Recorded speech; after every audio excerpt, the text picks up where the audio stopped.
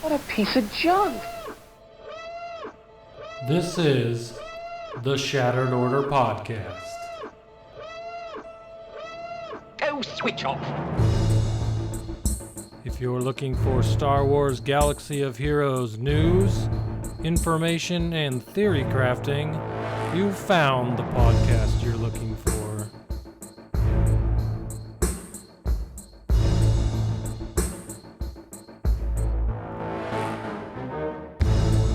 With your hosts, Goodnight Punk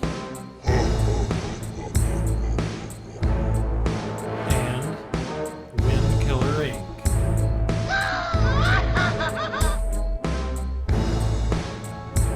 We would be honored if you would join us.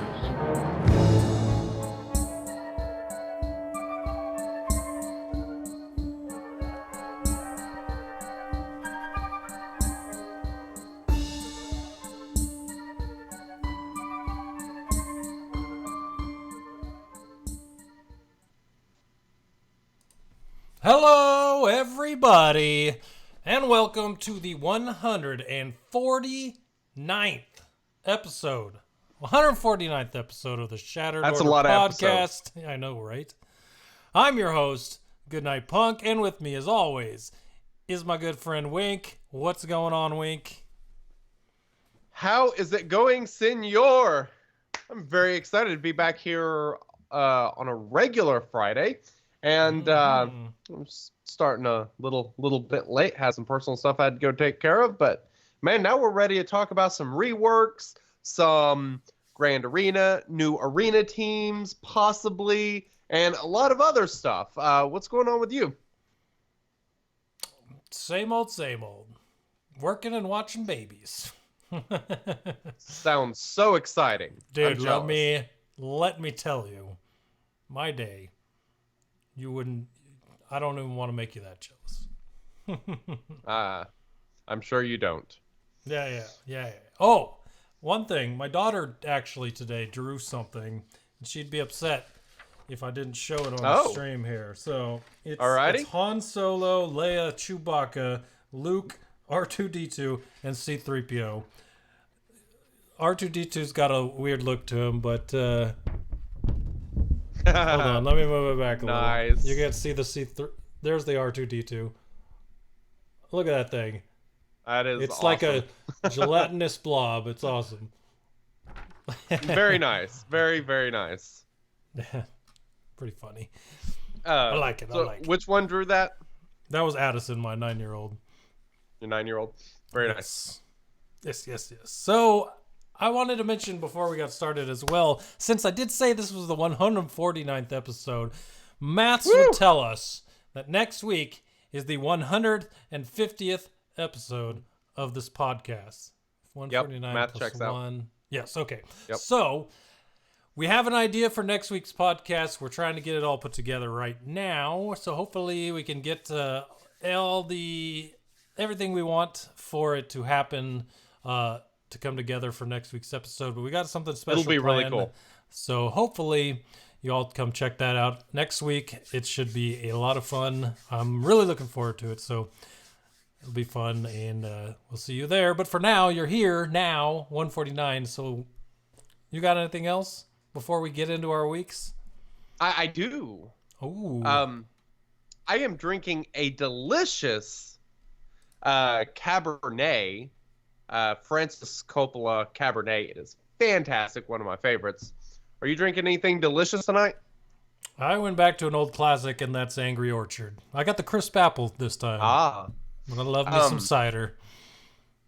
Yeah, I just bought some cider this week that is pineapple ale. The sultry female is a huge fan of pineapple, so I figured I would pick it up and see if she liked it or not. I think it's Red's pineapple ale. We will see. Dang, I'll have to look. Sounds interesting. For sure. Since one of my favorite beers is Palisades Pineapple, that one's freaking delicious. Tell her to look for that one. Golden Road Palisades Pineapple. It's awesome. Will do. Sweet. All right.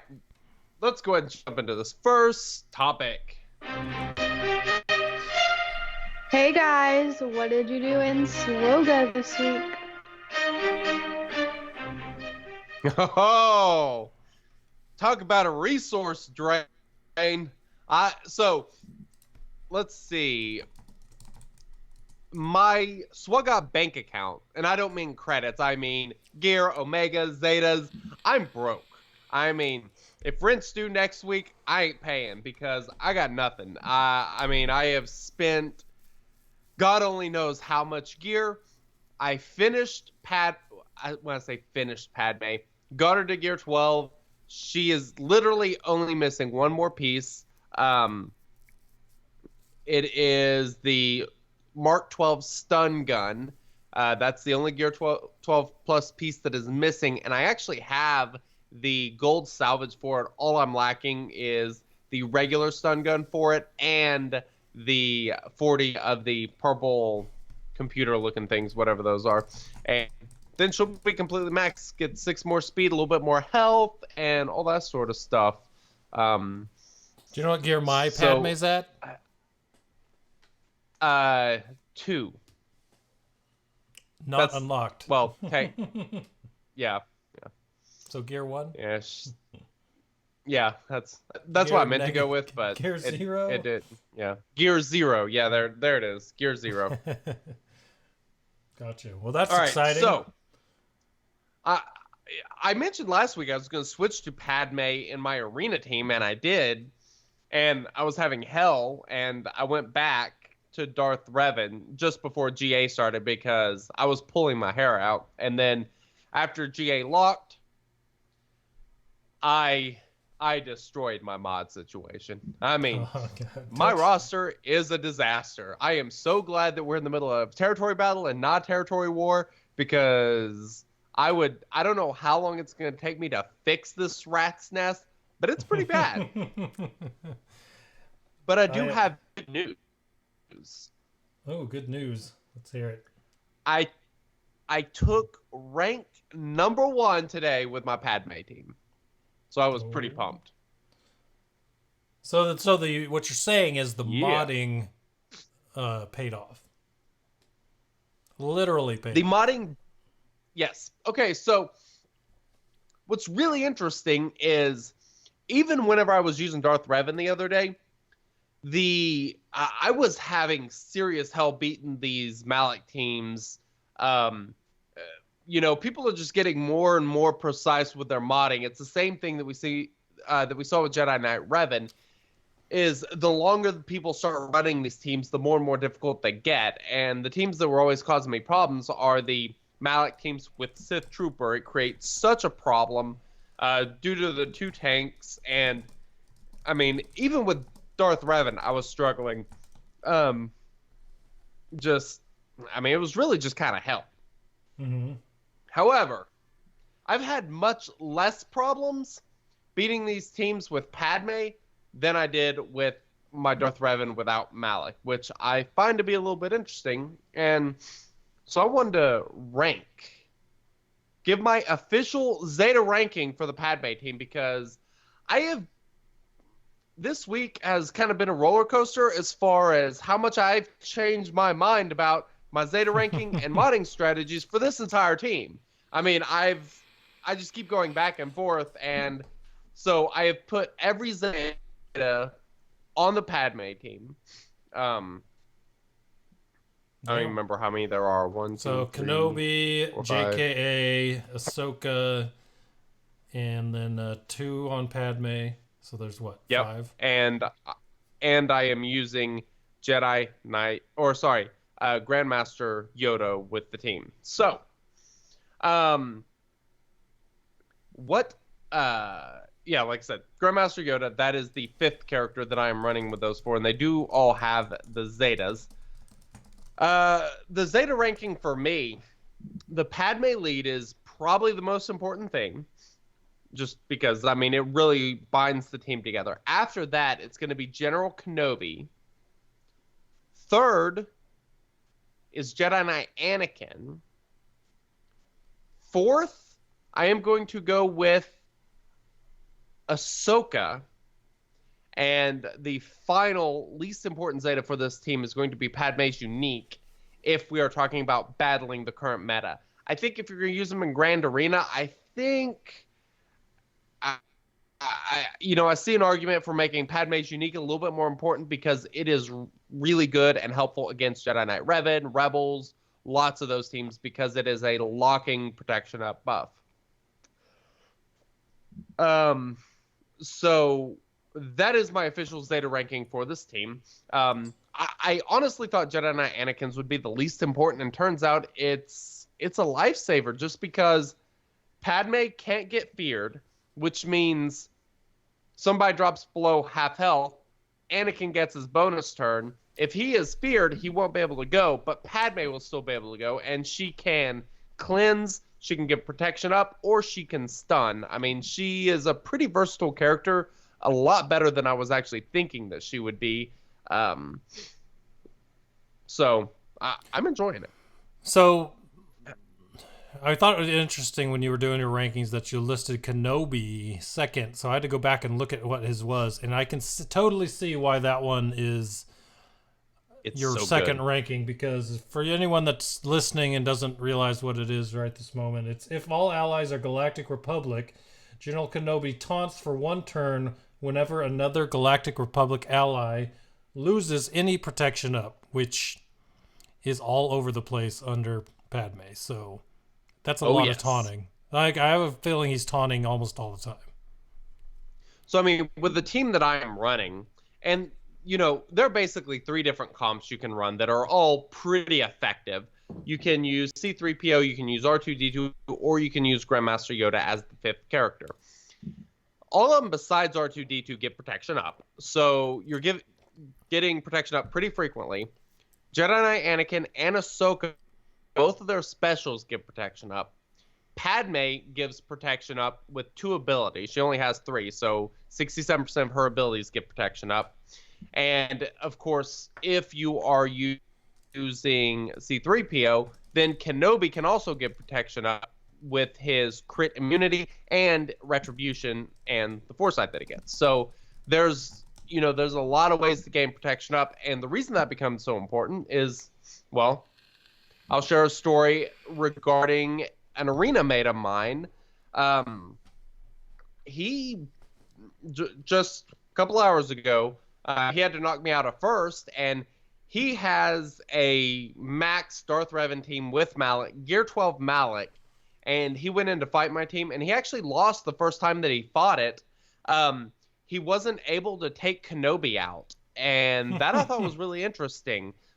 He said if you're not able to take Kenobi out pretty quickly, this team can become a serious problem just because of the way the protection and everything works. He said he lost HK almost right off the bat, and attacking strategy, you are going to want to eliminate the enemy HK-47 as soon as you possibly can because he is a serious problem. So as far as modding on this team, I think there are several different strategies.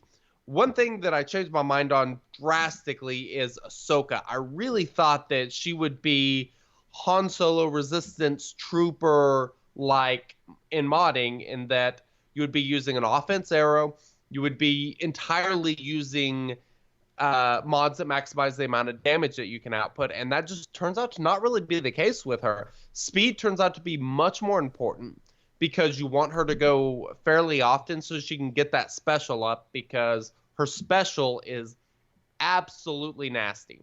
Her basic, not so much. Even if you add a lot of offense to her because of the multiplier on her basic ability, her getting called in, I'm getting 10 to 12,000 damage off of that, which is nice, but even just stacking a lot of offense on her gets it to 13, 14,000. It's not that big of a deal. It's not game-changing enough to sacrifice the speed on her for it. However, Jedi Knight Anakin's a totally different story. I am running an offense set on him, and I have maxed out his offense as much as I possibly can while still having good speed on him. He's got over 4,600 physical damage, and he is a total wrecking ball. I mean, he smashes. And if you would like to know why I'm using an offense set on Anakin and a crit damage set on Ahsoka. And how I determined which set I wanted to use was my little spreadsheet that you can download from shatteredorder.com/mods. And I plugged in the two numbers to compare, figured out where their crossover was. And based on the crit damage set that I was previously using with Jedi Anakin versus the amount of offense that I was getting with an offense set and the just secondary offense I was able to put on him with that set, even if he crit every single time, the offense set would be doing considerably more damage than a crit damage set. So that's what I'm doing with Anakin. He's decent speed, 240-ish, I think. Ahsoka's 225, I think. So that's kind of been my strategy on those two. General Kenobi. Like I was talking about with my shardmate, the issue he was having, or the thing that caused the problem, is Kenobi surviving. So if he is able to stick around very long, it can be a serious problem. So I have sacrificed considerable amounts of speed on him in order to stack his health up as much as I can. I think he's at 63,000 health currently. I actually went from a sliced health plus mod on him to, when I say sliced, I mean a 6-dot health mod to a 5-dot, because I only lost a little bit of health, and I'll just slice that one up and take it to 6-dot tomorrow. But it has considerably more secondary health. I've basically just been going through all my mods, select health set bonus, health primary, and then flat health as the secondary, and sort them by the secondary health, and tried to stack as much health on him as possible, because you get the 50% bonus from the Padme lead. The protection up is based on the health, so the more protection up he gets, the more and more difficult he becomes to kill. And you get a decent amount of protection up pretty early from Grandmaster Yoda, which I'll get to mod him in a second, and from Padme. So the two of them, or having Kenobi just kind of totally jacked with health, seems to be a really effective strategy. Yeah, I'll bet. Make him even harder to kill. That is the idea. So Grandmaster Yoda, one interesting thing about him and Padme both, if you take the same mod set, if you take your absolute best mod set in regards to speed and put it on, say, Darth Revan, and then turn around and put it on Kenobi Yoda or Padme, Yoda or Padme will be faster. So if we're comparing speeds, because their base speed is faster, making Grandmaster Yoda as fast as possible is a really good strategy. Primarily because it forces General Kenobi to taunt. Grandmaster Yoda, first ability, will create a taunt for General Kenobi, which is great because it allows the enemy Darth Revan to come in and land fear and only get on General Kenobi, not on anyone else. So that's kind of how I've been modding him. And like I said, that's based on similar mods. If you're seriously outmodded, you might be better off to go. I think there are different strategies. Maybe with put those mods on Padme, and if you don't have very good speeds, Grandmaster Yoda might not be the best way to go, because if fear gets landed on Padme, you're kind of in a problem, kind of a bad situation. So I think if you have really slow mods, or much slower than your arena mates, you might be better off with C-3PO rather than Grandmaster Yoda. But if you have similar mods, Grandmaster Yoda, I think, is the better way to go. Sokka asked in chat about the arrow on General Kenobi. And yeah, that is a health primary. I literally have 4 health primaries and just as much health as I can get on General Kenobi. So Chaka has been in our guild since guilds came around, and you still can't say his name. How's it pronounced? like chalk, like sidewalk chalk or board chalk. It's Chaka. CSAKA. I know it's said Chaka. That's the way it's said. It's really? Like when No. you said his name, I was like, is he doing I was that on wondering what you were purpose? laughing Is he doing No. that on purpose? Well, it looks like it. I don't know. It's okay. I go eat you sushi. butcher I names get a all soccer the time. bomb. I mean, that's Soccer bomb. I thought it was sake. that was a joke. I know it's Okay. sake. That was a joke. That was a joke. I was like, Good man, grief. I'm learning all kinds of new things today. All right. So anyway, back to modding. Let's see. Who have I not talked about? Oh, Padme. So one thing about Padme is, like I said, speed. You can get her to go really early. I didn't have great effect with her going early just because everybody still got feared, which is not very effective. You either want Grandmaster Yoda going before Darth Revan, or you just kind of want to wait out the storm and not have anyone go before Darth Revan, and that way, that's if you're running 3PO. That way you can kind of let everybody get feared and just kind of wait the storm out. But even if you're able to get Padme to go early, you can kind of, give protection up. Because like I said, two of her abilities give protection up, and that will just allow everyone to survive a little bit longer. People will lose protection. Kenobi will get taunt. But Grandmaster Yoda, most effective. As for Padme's modding in general, one thing I did find pretty effective was she's actually really good, even if she's kind of slow. I was kind of setting up various turn orders between her, Jedi Knight Anakin, and Ahsoka, just because you can kind of cram their speeds pretty close together without too much effort, and just kind of see how the team does. Seem to be decently effective.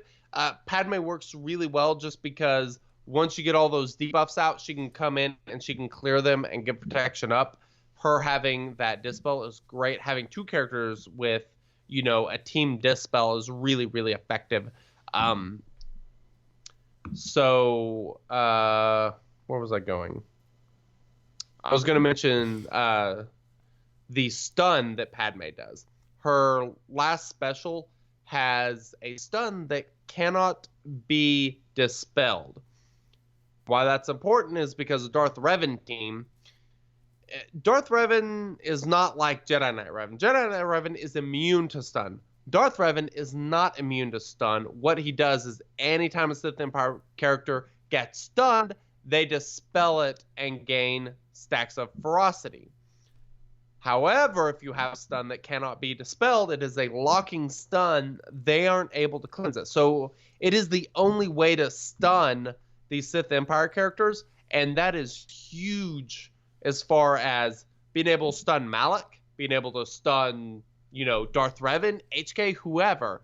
It is an absolutely awesome ability. It was something I highly took for granted whenever I first started running this team and starting to use it, trying to figure out how to use it. That stun is absolutely awesome. Is the stun the Zeta? No. No, the Zeta is... whenever an enemy attacks out of turn, you get the 40% protection up. Okay, so she's doing on that her unique. even without So, the Zeta. her stun, she does no matter what. And so that's a reason to put some good potency on her. You definitely want to get some potency on her because these Sith Empire teams, they have a pretty good amount of tenacity, especially Darth Revan, due to Basilisk Sean's unique ability. So once Basilisk Sean gets taken out, it's a lot easier to stun her or Darth Revan. Until she's kind of out of the picture, I would focus on stunning, Malak or HK-47, and both of those strategies do seem to be pretty effective.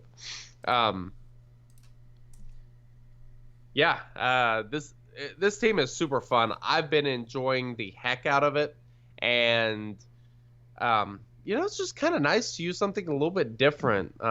It's pretty expensive as far as gear wise and everything. You don't need all the Zetas. You really don't. I kind of went all in because I really wanted another good team, and this is another elite team for Grand Arena.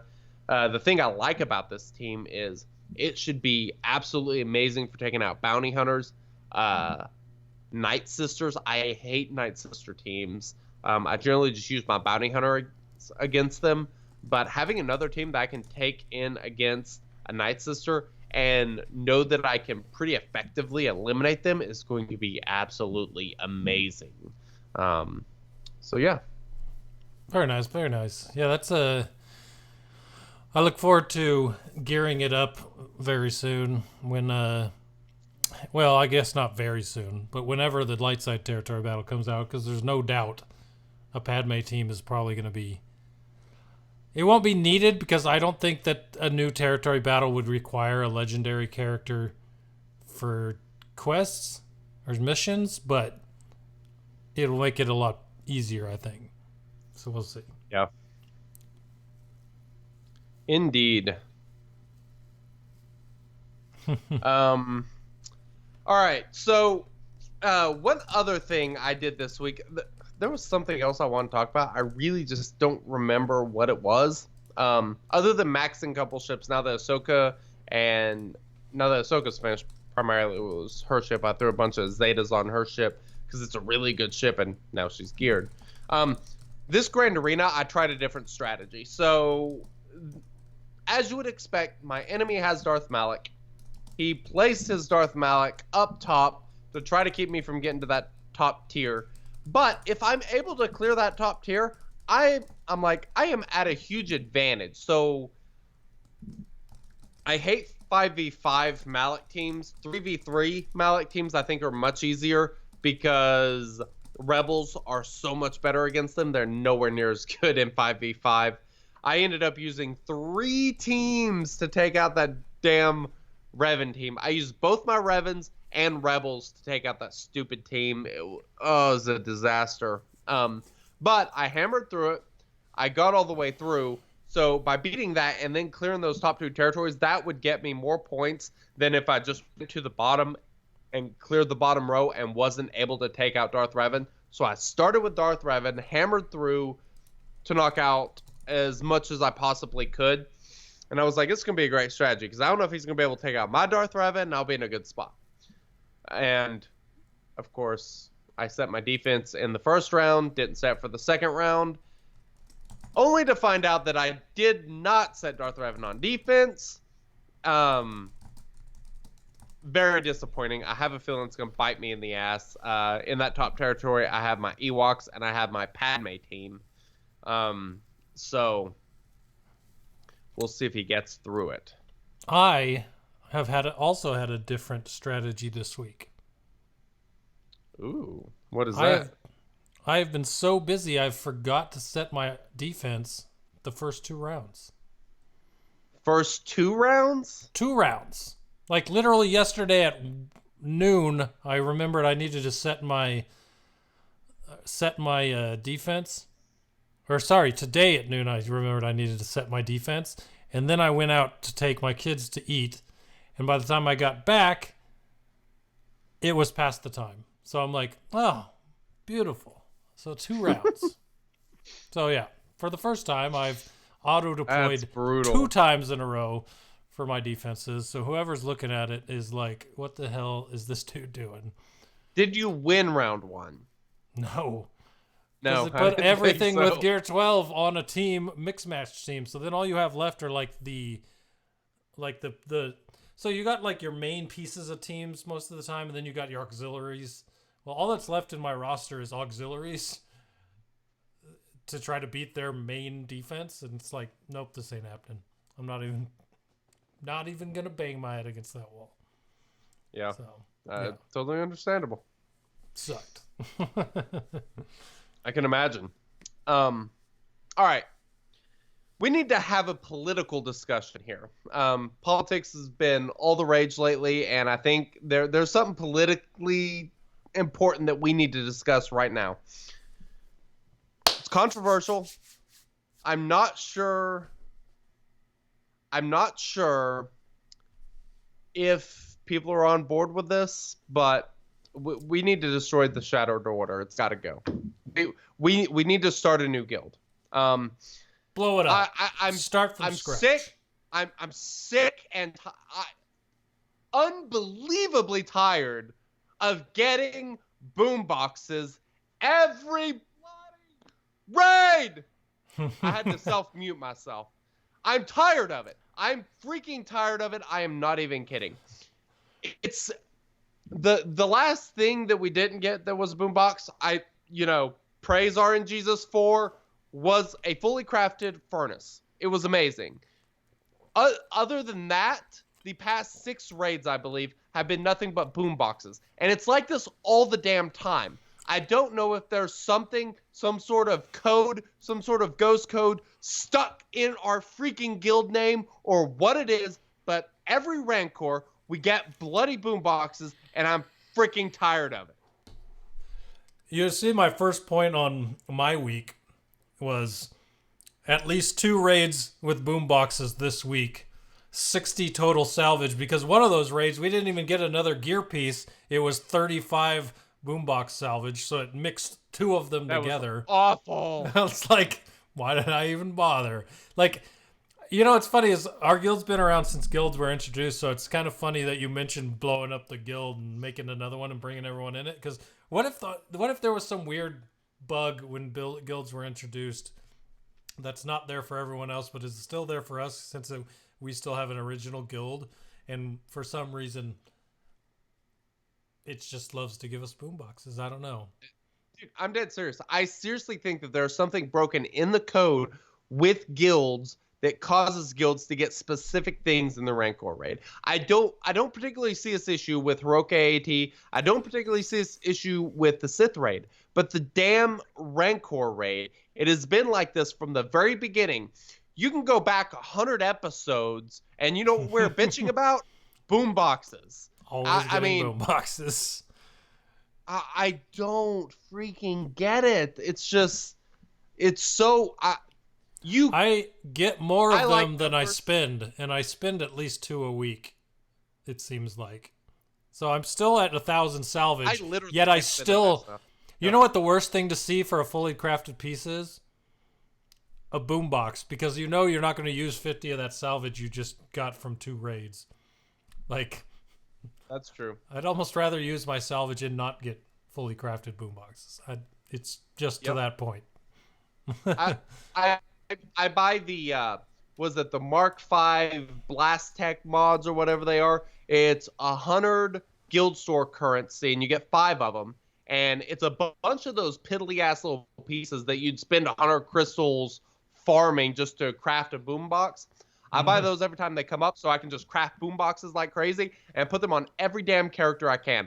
I kid you not, characters that aren't like Gear 7, I will go through and see if they require a boombox and start gearing them so I can get rid of give boombox. it to them. I still have, I have 700 of the salvage. I have 55, well, actually I just bought some. I have around 60 salvage of both the penis-looking thing, the phallic droid collar? Is it furnace? Droid collar, that's what it is. And then I have about 60 of the furnaces, and then I have like 80 discs. 700 boomboxes. We need to start a new guild, find someone's alt to bring into our guild to hold it in case we want to go back to it because sentimental, all that crap. And just test a brand new guild and see if we have the same crap going on or not. I'll tell you this much. I don't seem to have this problem in any other guild that I've been in. Like, my alt has 50 boombox salvage right now. Like around 50. That's it. Yeah.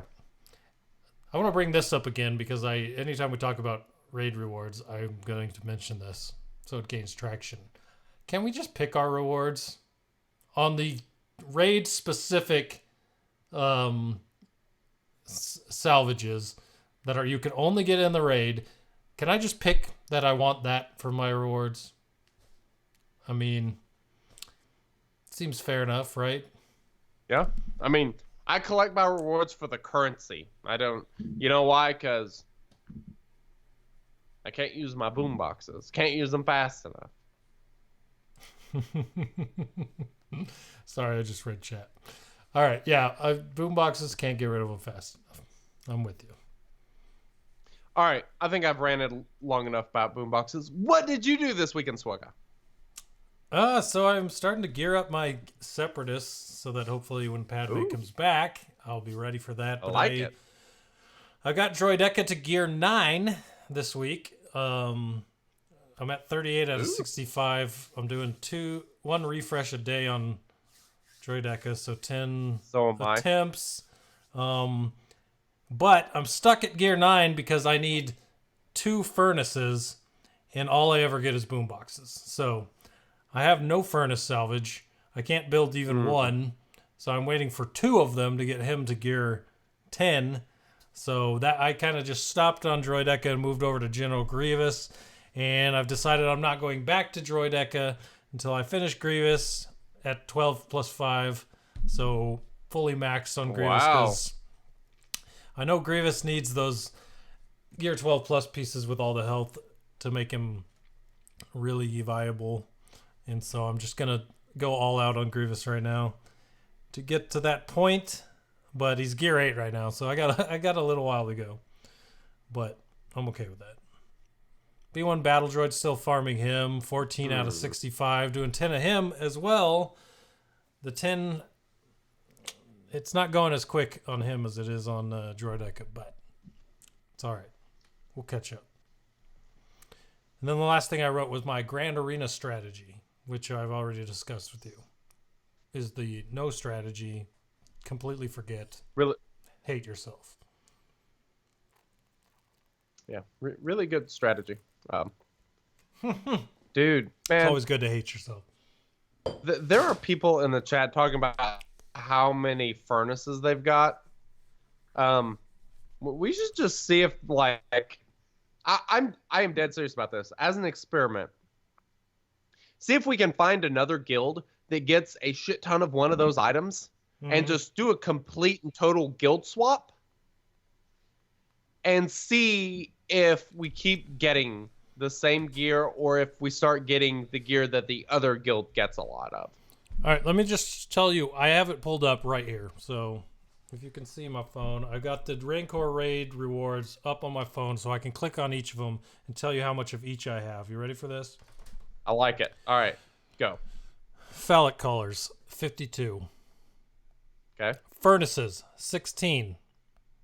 Okay. Nubian Design Tech, 39. Okay. Security Scanner, aka Boombox, 1016. One of these things is not like the other. One of these things just doesn't belong. That's insane. It's freaking crazy. I hate it. I hate every moment of it. Anytime, just literally anytime I'm gearing anyone and I see they need a boombox, I'm like, oh, I have that. I have plenty of that. Yep, what, you me need too. 2? I always get so excited. Step inside. I get anxiety when somebody needs a droid collar or a furnace because it's like, God dang it. Like, I gotta start buying this shit because I know I'm not gonna get it in a raid. It's just... I don't ever really request gear until it's Rancor Raid gear. I'll request Rancor Raid gear and then try to find it in Guild Salvage every time. Yeah.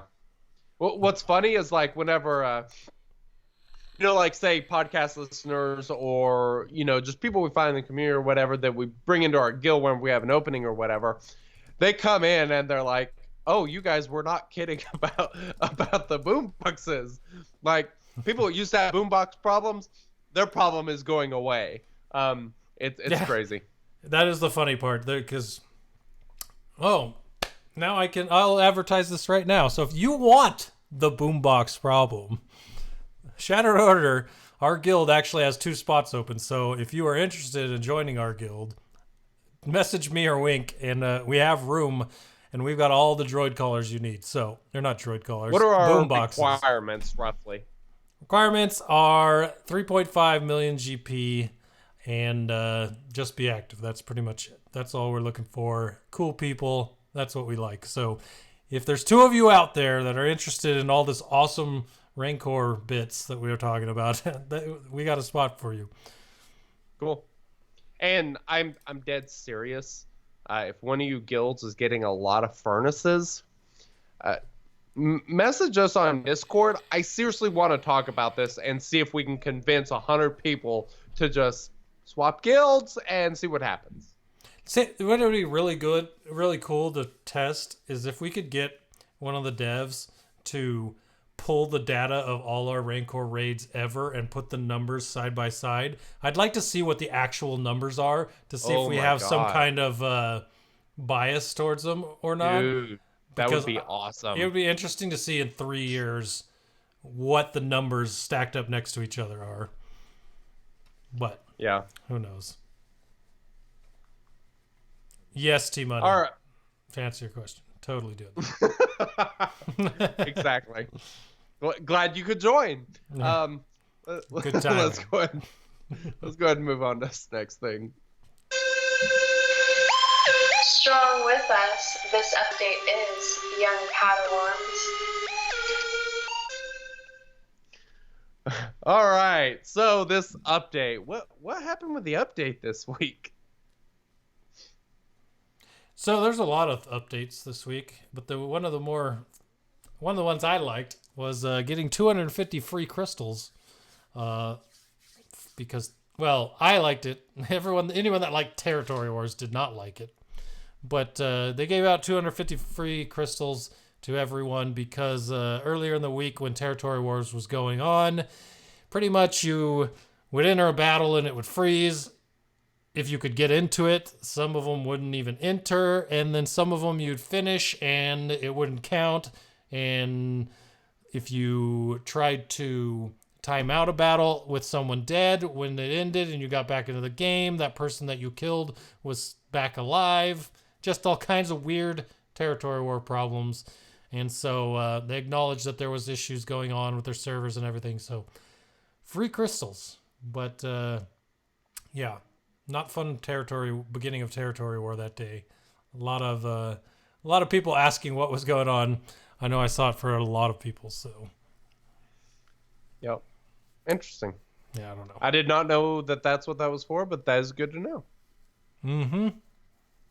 So, as well, the main thing we're gonna talk about today, coming up here in a little bit after we talk about these updates, but that is Nute Gunray and Dooku, Count Dooku. Gunray got a rework and Dooku got a tune-up, and I'm liking what I'm seeing. So we'll talk about those here in a second, but just know that they announced those Tuesday, and then they came out on Wednesday.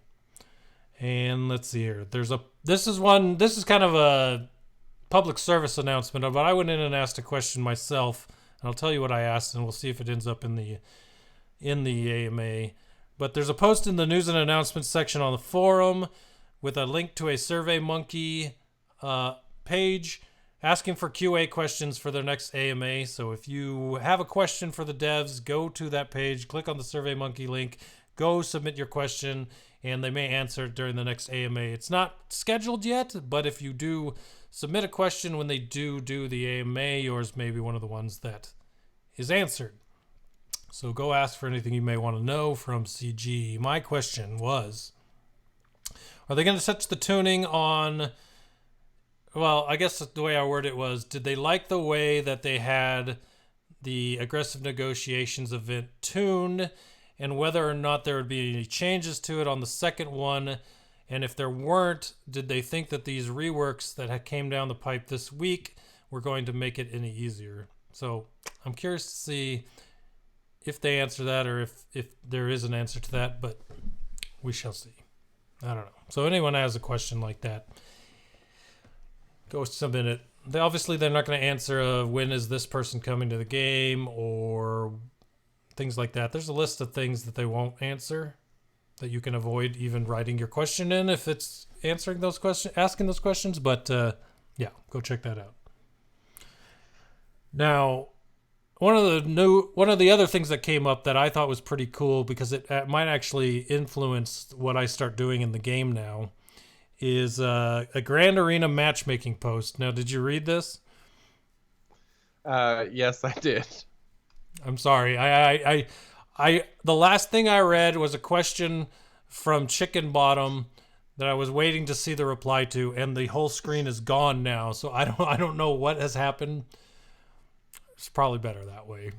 But judging by the look on your face and the laughter coming from you. Oh, God. So, all right. Well, when you start talking, I'll go back and reread a little bit of this. But Grand Amina. That's name your daughter that. It's a Goodnight Punk original. Grand Amina.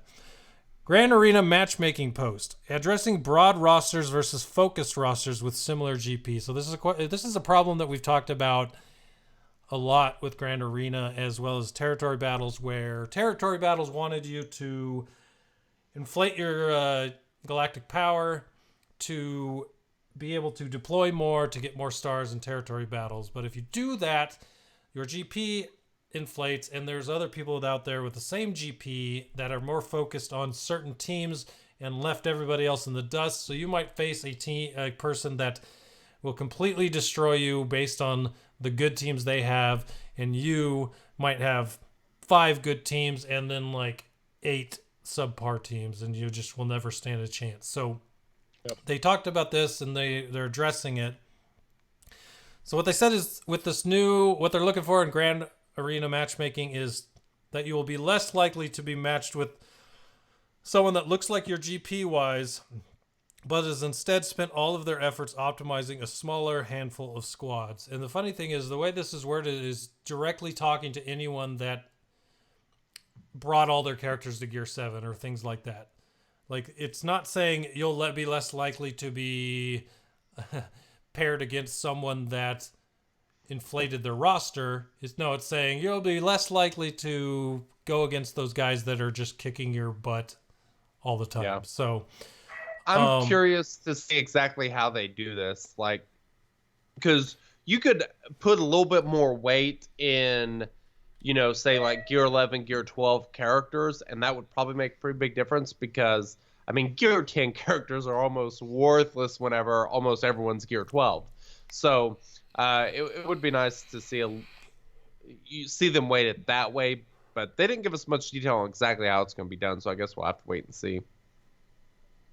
Yeah, it'll be interesting for sure, because I don't know what exactly it's going to be. Maybe they'll start like a meta team list in their code that says, hey, look at these meta teams, see where they're at, weigh it against the other team, and if those match up, here's a subset of meta teams, and if those match up, put them in. I don't know how they're going to do it, but I think it's going to be more cutthroat, because it says those players will still be rewarded for it, but facing similar rosters. So if you have a concentrated roster, now you're going to have... This is what a lot of people have been asking for, at least in our alliance as well. Stop putting me up against people that don't attack because they know they don't have a chance. Give me a fight. I know like Viralba in our guild would be super stoked about this. He's always looking for a fight. Hardly ever gets it. 1 out of 3 every one of his Grand Arenas, it seems like. So there are people that want this for sure, and now hopefully the way they're talking about, that is what you're going to be getting. And those that have more spread out rosters and are trying to throw a full Gear 9 and 10 team at things might be throwing that full Gear 19 gear, and wow, that is a someone that has a full Gear 9 and 10 team might be throwing it against another Gear 9 or Gear 10 team instead of trying to throw it at a Gear 12 wall and seeing what sticks. So will definitely be interesting. They're also looking at the amount of defensive teams needed for smaller GP rosters. I guess they've gotten feedback as well that for the lower ranks of GP, you're being asked to put too many defenses up. So hopefully for those of you that don't have 5 teams to put on defense and still play offense, that they'll be able to drop that number down for you to make it more fun and fair, I guess. So yeah, I thought that was a cool post. So the regarding the number of teams at various GP levels, that'll be in a, later post they'll be coming up where they'll explain more about that if they decide to change it. Yeah, it'll definitely be interesting. I'm looking forward to this. And they're talking about it for their first Grand Arena Championship, having this implemented. So that's already one thing that'll make it better, in my opinion, as well as obviously fixing. Well, we'll see what they do with that nice little disagreement we had for strategy and auto deploying, but as well also with the mod situation. So there's a lot of things they need to get fixed before Grand Arena Championships comes out, including, I guess matchmaking doesn't need to be fixed because it's still okay, but they want to get that implemented. They really need to get the mod thing fixed before they bring out Grand Arena Championships, and then auto deploy, maybe some kind of communication saying what their intent is and whether they feel like playing certain ways is in the spirit of the game or not. We've all had the argument, so we won't rehash it, but there's a lot of things that really need to be worked out before they drop that, and I hope they do before they drop it. So why don't you take us through the update this week, because there were some cool things in there. Man, I read the update and I was like, where did this come from? I am excited. So before I talk about this update, I want to talk about a future update real quick. So we have this TB that's about to end, and then I assume we'll have a territory war or two, which would mean there's a good chance that maybe at the end of next week we'll get that update for Grand Arena and maybe a new territory battle, because we alternate light side, dark side. We're in the middle of a light side territory battle. The next territory battle that should start next week, I would think, might be the new dark side one. I haven't looked at the calendar. Do you know if they have anything on there for that, or? I haven't, but we can look it up. So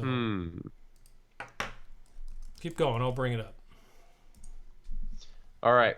So this update on 5.15, they did the tune-up for Dooku and the rework for Nute Gunray, which we'll talk about their kids here in a second, and just what that means for the game. So the biggest thing is a total freaking lifesaver.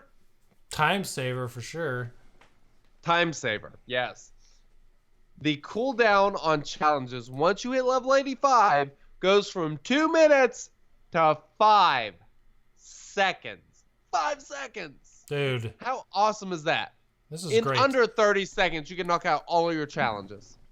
I can't tell you how many times I will, like late at night when I'm doing my challenges, because most of the time I do all my challenges at night only so that I don't do them during the day and then forget on Thursday night during the challenge day to do them at night.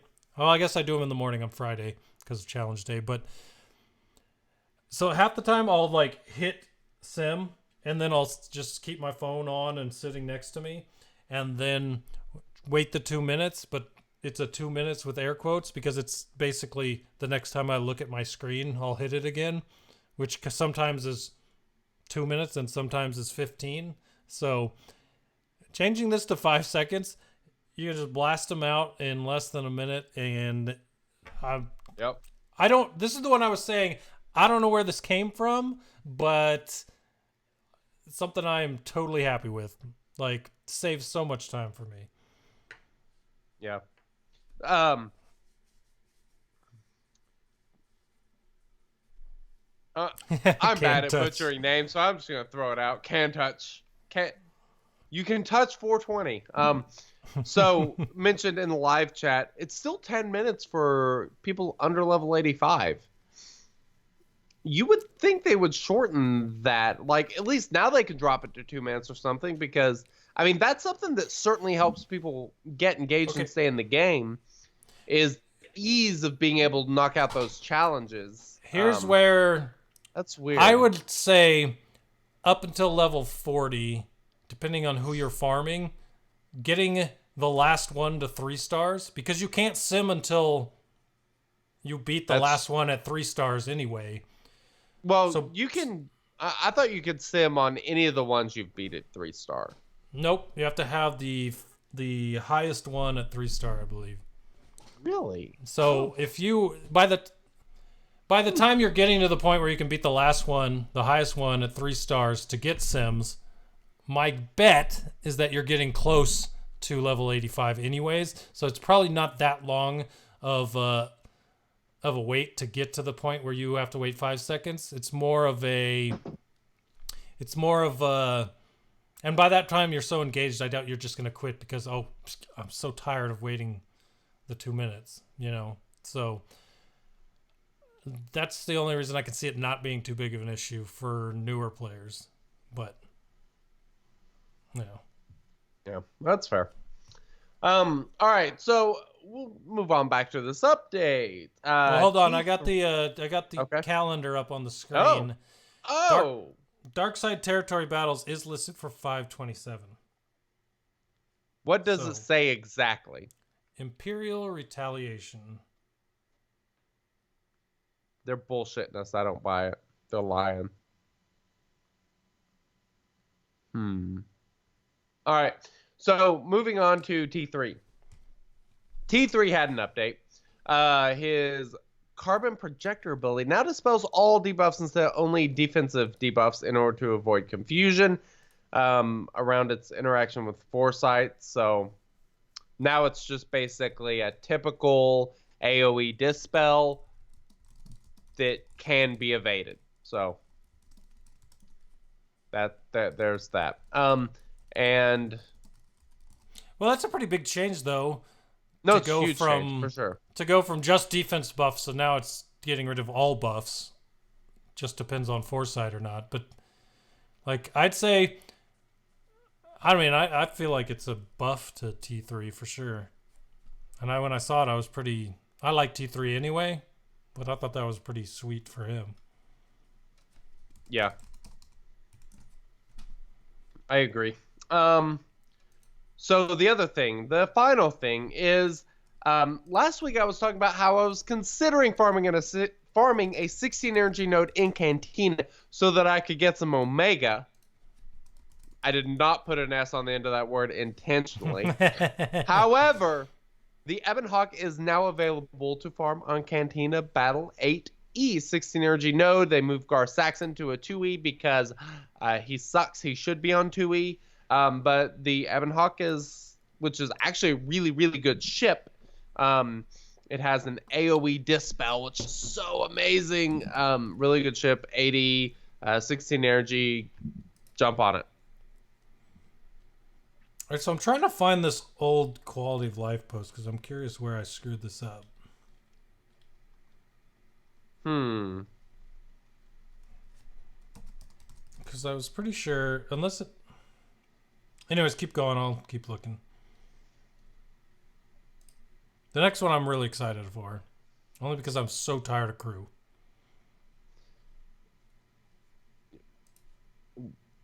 What? Dude, I was enjoying the freaking...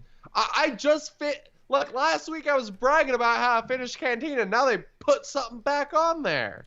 Just crazy. Well, I'm sorry for you, but for me, who's been farming crew for 2 straight months for Shard Shop, when I have plenty of Shard Shop for now, having something to farm makes me very happy.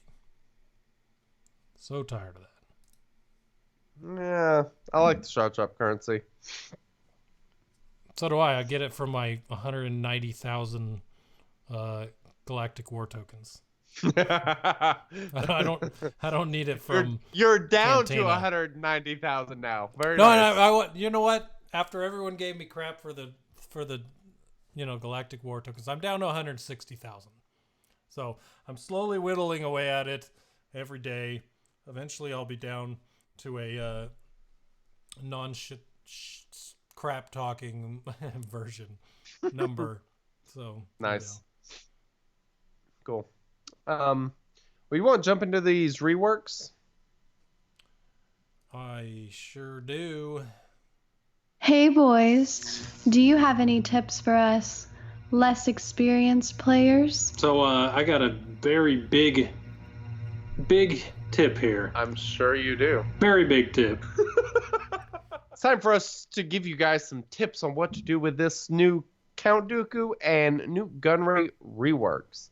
How about we talk about which one, whose kit do you want to go over, Nute or Dooku? If you had to take a guess, which would you guess that I want to go over? I would guess Nute.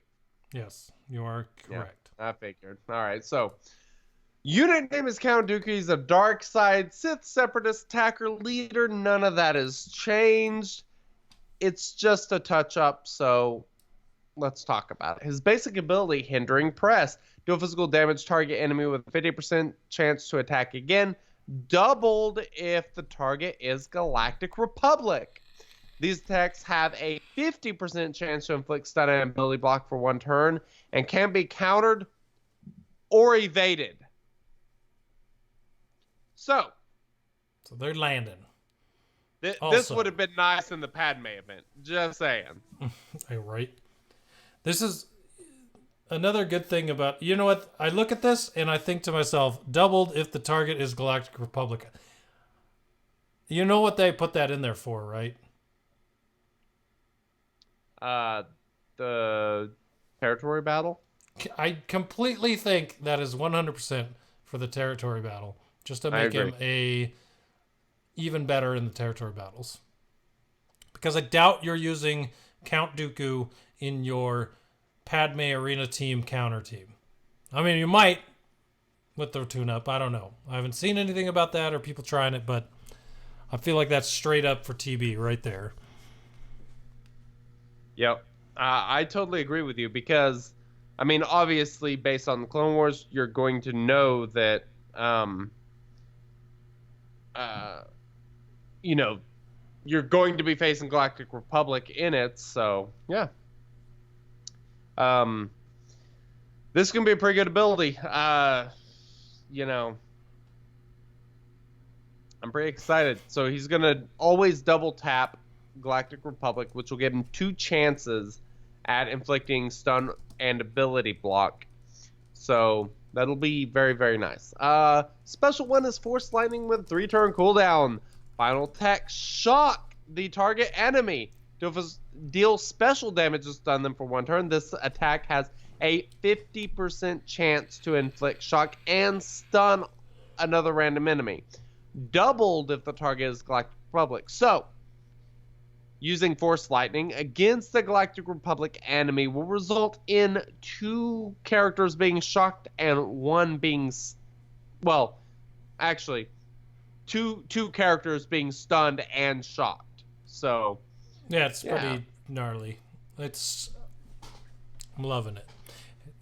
That shock is now a 100% thing, so that's good. Now you get an extra chance to shock someone else. The stun was always there, but now you get the shock as well. So, hell yeah. No, I think he did shock too. Why is the shock green then? I think they just reworded it. I think it's the way they reworded it or something, because he did shock somehow with his special. I can't remember exactly what it was. Maybe it had a 50% chance to shock the enemy he was attacking. Maybe that's what it was. Yes, that's what I think it was, because the first part says now says shock the target enemy instead of percentage chance to shock the target enemy. I knew it had shock, but I didn't think it could shock 2 before. Now it can shock 2, and the first one is 100%. So, pretty sweet. All right, so special 2, Master of God damn it! Master of Makashi? I think that's how you say it. I would have said Makashi. Okay. Not well, or maybe it's Makashi, Makushi. Brand new ability, completely brand new. Wasn't there before. Yeah, not reworded, not reworked. This is actually a brand new ability. Interesting. It's not very often that we get totally new abilities with reworks. usually, I mean, they add something, but usually not an entire ability. So it's kind of awesome. You had to spend some stuff and increase your GP. So this is a free GP increase. You're welcome, everyone. Final text. Count Dooku dispels all debuffs from himself and gains. God, fuck me. Riposte? Riposte. It's like a pasta. For 2 turns, all non-tank separatist allies gain 15% turn meter and stealth for 2 turns. Riposte. Attacks out of turn, ignore protection, can't be copied. You know what I thought of when I figured out what riposte is? Made me think of? What? Instantly thought of the aggressive negotiations event.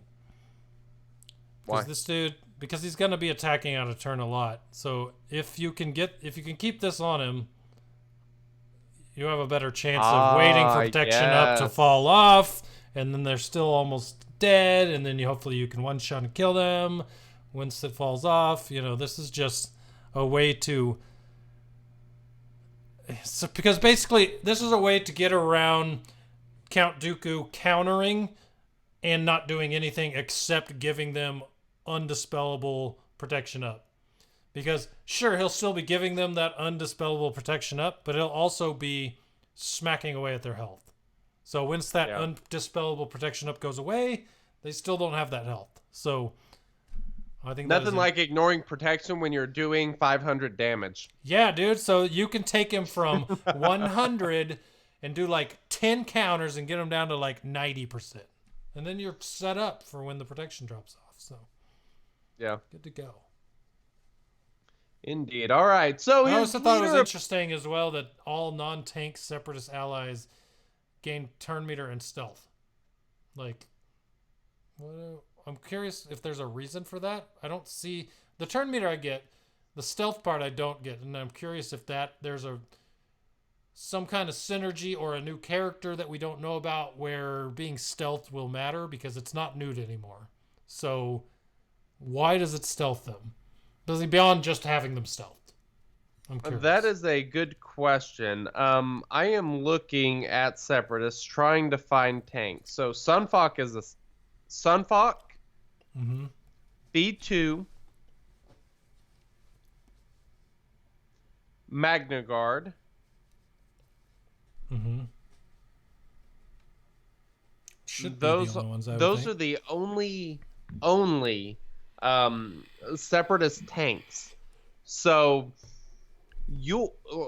this could actually be a really good strategy using him with Sunfok, because they would be forced to attack Sunfok, who has a counter that dispels on basic. That's actually kind of interesting. I kind of like that ability. I suspect that will actually help you quite a bit in the Padme event, because getting rid of taunt on Kenobi is a PETA. And, that's pretty much why I kept Sunfok in there all the time, because whether I had the dispel on basic from Sunfok and then I had the dispel from Geospy. Granted, I didn't beat tier 5 with my gear 11, gear 12 team, so maybe I didn't have the best idea to do that, but having that dispel is really good, especially for, let's say, you finally get someone down to red and then Kenobi taunts. So get it off of him quick so you can kill that other person. Yep. But indeed. No. All right, so leader ability is Nefarious Connections. They renamed the damn thing. Holy crap. Hard to believe. Final text. Separatist allies have plus 35% counter chance and gain 50% tenacity the first time they are stunned or dazed. Whenever an enemy falls below 100% health, they inflict tenacity down and healing immunity for 2 turns on themselves, which can be evaded or resisted. And all separatist allies gain 10% offense, stacking max 50%. So, this is weird. There's no more evasion. There's no more offense up. They completely rebuilt this thing from the ground up. This is something that I didn't realize till right now. No no one mentioned this at all, and I think it's because everyone was so tired of it when it existed, but there is no chance for the Dooku dodge meta to come back. There is still a chance for Old Ben, but as far as Dooku goes, gone. Completely redone this leader ability, so you're never going to have to worry about that Dooku dodge meta again. I mean, I thought that I thought I might have seen it somewhere. Someone would mention it, not now that I'm looking at the fact that it changed, but I did not hear anyone say, praise be that this could never happen again, but that an era has ended with this. Yep. That is totally true. So that leaves Old Ben with the only annoying as hell leader ability. Good to know. So what do you do with this thing? So, I mean, he already counters, but I mean, like a General Grievous that counters. The tenacity's okay. You have to get stunned days before you get it. It's 50%. That's okay. Falling below 100% health, you put tenacity down and healing immunity on yourself for 2 turns. But I don't know. I don't know why, and it makes me wonder when I can't think of a reason why immediately. I go back to what is there a character with a unique that's going to be put in where having these debuffs on you does something? Like, why would you inflict that on yourself? That sounds terrible. That's all. It reminds me of when 5's ship came out, and it was I can't remember what it does, but you gain turn meter and the opponent gains turn meter. And everyone was like, why would I ever use this ship? Why would I feed turn meter to the other team? That's fair. I guess we never found out with that one, but this is just what that reminds me of.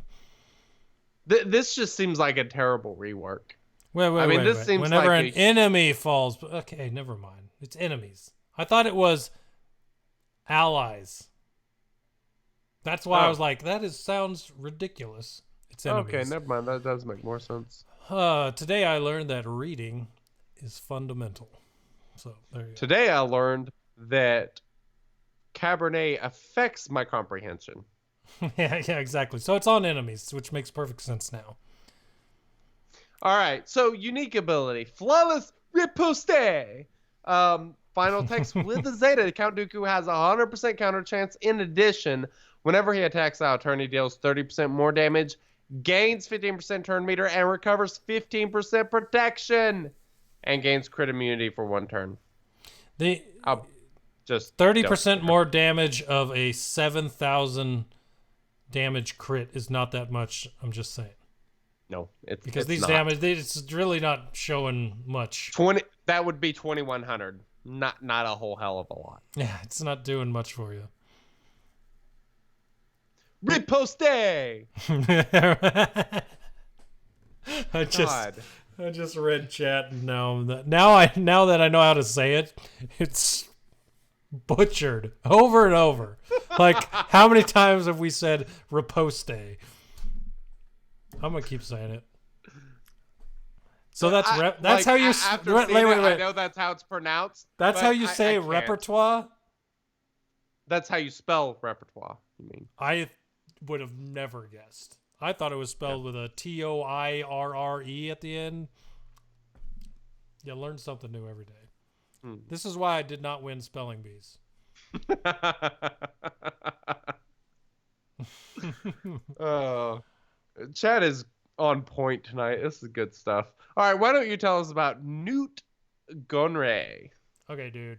So when I read this kit, I was super stoked that I took this dude to Gear 11 last week. So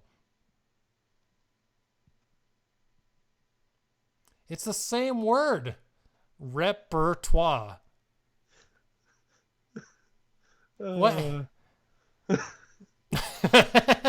Dude, what? Oh, that's funny. I'm gonna pretend. You know what? I'm going to spell repertoire riposte from now on forever, and everyone's gonna wonder why, and I'm gonna blame Shattered Order chat, and it's gonna be your fault. Oh God, this is so stupid. All right, tell us about Nute Gunray. All right, so Nute Gunray, complete rework, like just a completely different character now. But yeah, let's talk about this dude. So his basic hard bargain. You keep laughing at me. I have to look at chat. Oh my God. So basic ability, hard bargain. Final text: deal physical damage to target enemy. That hasn't changed. He still deals physical target to the physical damage to the enemy. We're having some real issues right now. So still deals physical damage to target enemy. If the target had extortion, reduce the cooldown of motivate by 1. So there's a new ability, or there's a new debuff called extortion, and he has a new ability called motivate. So if you hit someone that has extortion, you reduce the cooldown of your motivate by 1. As you see as we go along, that is a very good thing considering what it does.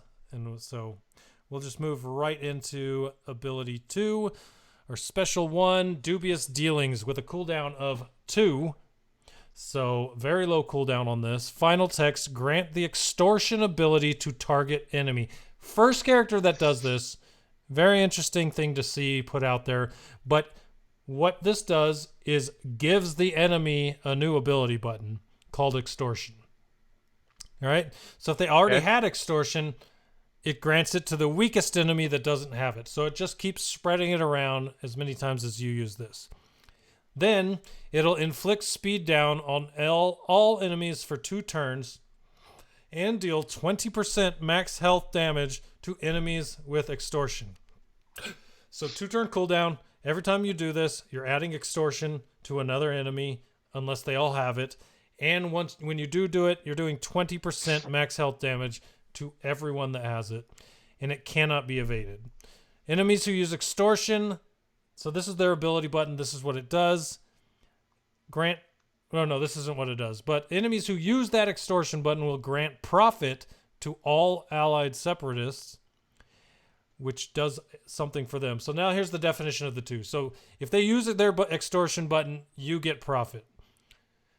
Extortion, this is their ability that they gain. Remove extortion, recover 10% health, and grant separatist enemies profit. So basically, it's a dispel of extortion, health recovery. Not a lot of health recovery, still enough that, it does help to use it. But profit on your guys is a 10% crit chance, 10% crit damage, and that's per stack for a maximum of 50% until the end of battle. So every time you get profit, it stacks on the ones you had up to 5. Well, it could probably go past 5, but the max is 50%. So you can, if you get maxed out profit, you've got 50% crit chance and 50% crit damage with that profit. Sounds pretty good, right? Yeah, it's weird. I mean, this kind of reminds me of the bounty hunters, honestly.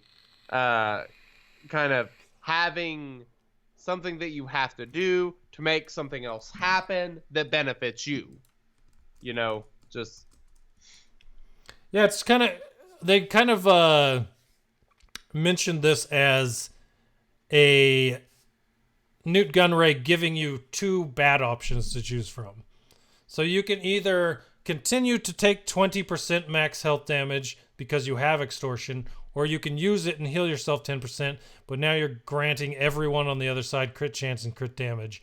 So either way you go is going to be painful for you, which in the end, awesome to me, especially for a character that has been nerfed several times and really had no purpose. So special abilities for this dude are really cool. Special number 2 is called Motivate with a cooldown of 4. Dispel all buffs on target enemy and increase their cooldowns by 1, which can't be evaded. If the target had extortion, call all other separatist allies to assist. So A, it's a mass assist, and B, it's a cooldown increase with a dispel. So you can dispel all the buffs and increase their cooldowns. The only thing about this that you'll notice is that which can't be evaded, but it can be resisted. So it's very similar to Darth Nihilus's, I believe, where you can resist it, you can evade it. Is that right? I don't know. Yeah. I don't know, man. I believe we'll get to the frequent answer. They did a frequently asked Nute Gunray. Okay, first off, they posted a frequently asked questions about Nute Gunray post. And I gotta wonder how frequently they've been asked after 2 days. But I think they're guessing what people are gonna ask, so it makes sense. But that was mentioned in there how this works. So mass assist, dispels, and cooldown increase. Really cool ability. I guess that's why it's 4 turn cooldown instead of any lower than that. Now we get into the leader ability, which is Backroom Subterfuge. I think I said that right, or is it Repertoire? I don't know. How do you say that? Riposte. Yeah, Backroom Riposte. So Separatist allies have plus 15% speed and potency for each enemy with extortion. While Nute Gunray is alive, each enemy that ends their turn with extortion dispels all their own buffs and grants extortion to another random enemy that doesn't have it. So hey, guess what? If you don't use extortion, here's another way it's going to screw you. So you're giving everyone 15% speed and potency for each enemy, as well as if the turn ends and you have it, you're going to give it to a friend. It's like a disease, some kind of in the air, bacteria that you just give to your friends unless you go and get the flu shot. That was a terrible analogy, but I'm going with it. So if you don't like it, I wasn't going to bad. say anything. Too bad. All right. I like that leader ability. It works. It plays in perfectly with his new abilities and doesn't cripple them, because even if he's not in the leader spot, extortion and profit will still work. They just lose these extra effects from the leadership ability. Now under Nute lead with these extra things on there, gonna be really interesting. Unique Viceroy's Reach. This one has a Zeta. Originally they didn't list the Zeta. Then they realized that they forgot to say that this ability has a Zeta, because originally his complete rework didn't have any Zetas listed, but there's a Zeta on this one. Whenever a Separatist ally inflicts a debuff, they also deal 5% max health damage to that enemy, which cannot be evaded, and enemies with extortion have minus 30% speed and offense. So if you got extortion and you're not getting rid of it, you've lost 30% of your speed and your offense. Big deficits to just have hanging around there. And the first time Nute Gunray is defeated, he is revived with 100% health and turn meter. Every time Nute Gunray is revived, he stealths for 2 turns. This one brought a lot of questions, or frequently asked questions, about how many times can he revive. He only revives once, but there are other ways to revive people, and that's why it's listed that every time he's revived, he stealths for 2 turns, not just the first time. So,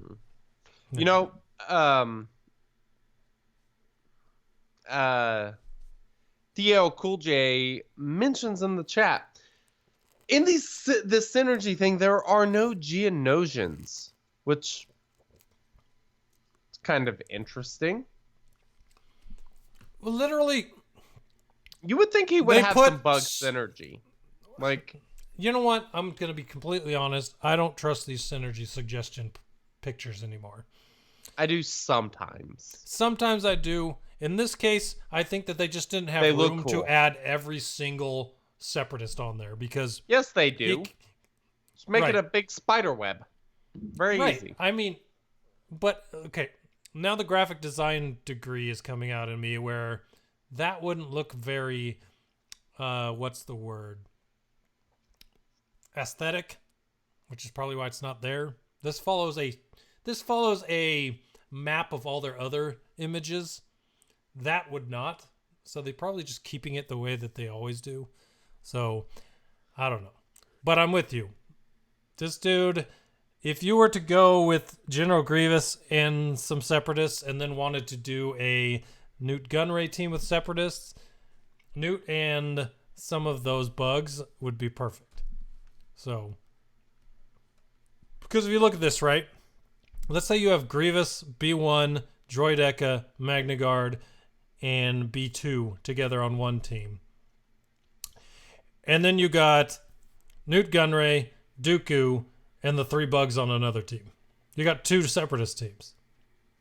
So, things are missing here. But I think that Nute Gunray with any of those are going to be fine. Obviously, there'll be a best team, but I think you're going to be able to mix and match a lot of the same way you will with bounty hunters. Granted, not every Separatist has a leader ability, but there are a good chunk of them. So there is that. Nute is the center of the Separatist galaxy. He is their son. Yeah, So this is kind of unrelated. They give us these reworks, apparently for a new territory battle, as the reason for the new territory battle. Mm-hmm. I seriously hope that we're not going to get the new territory battle once a month. I hope there's some sort of stair-step process in which you can, like, eliminate a territory battle, because... How many territory battles have we done? Total? Yeah, because here's my question. Do you think it'll ever get to the point where you can sim a territory battle? No. Like Light Side Hoth? No, not going to happen. I think they will eliminate old ones so that you can do new ones. They need a selection strategy, like something where you can like pick, like say Dark Side Territory Battle coming up, Light Side Territory Battle coming up. Pick one.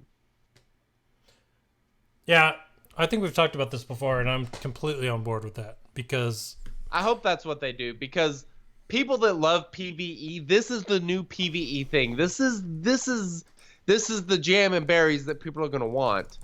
Get rid of the old shit. Let this come in and take its place.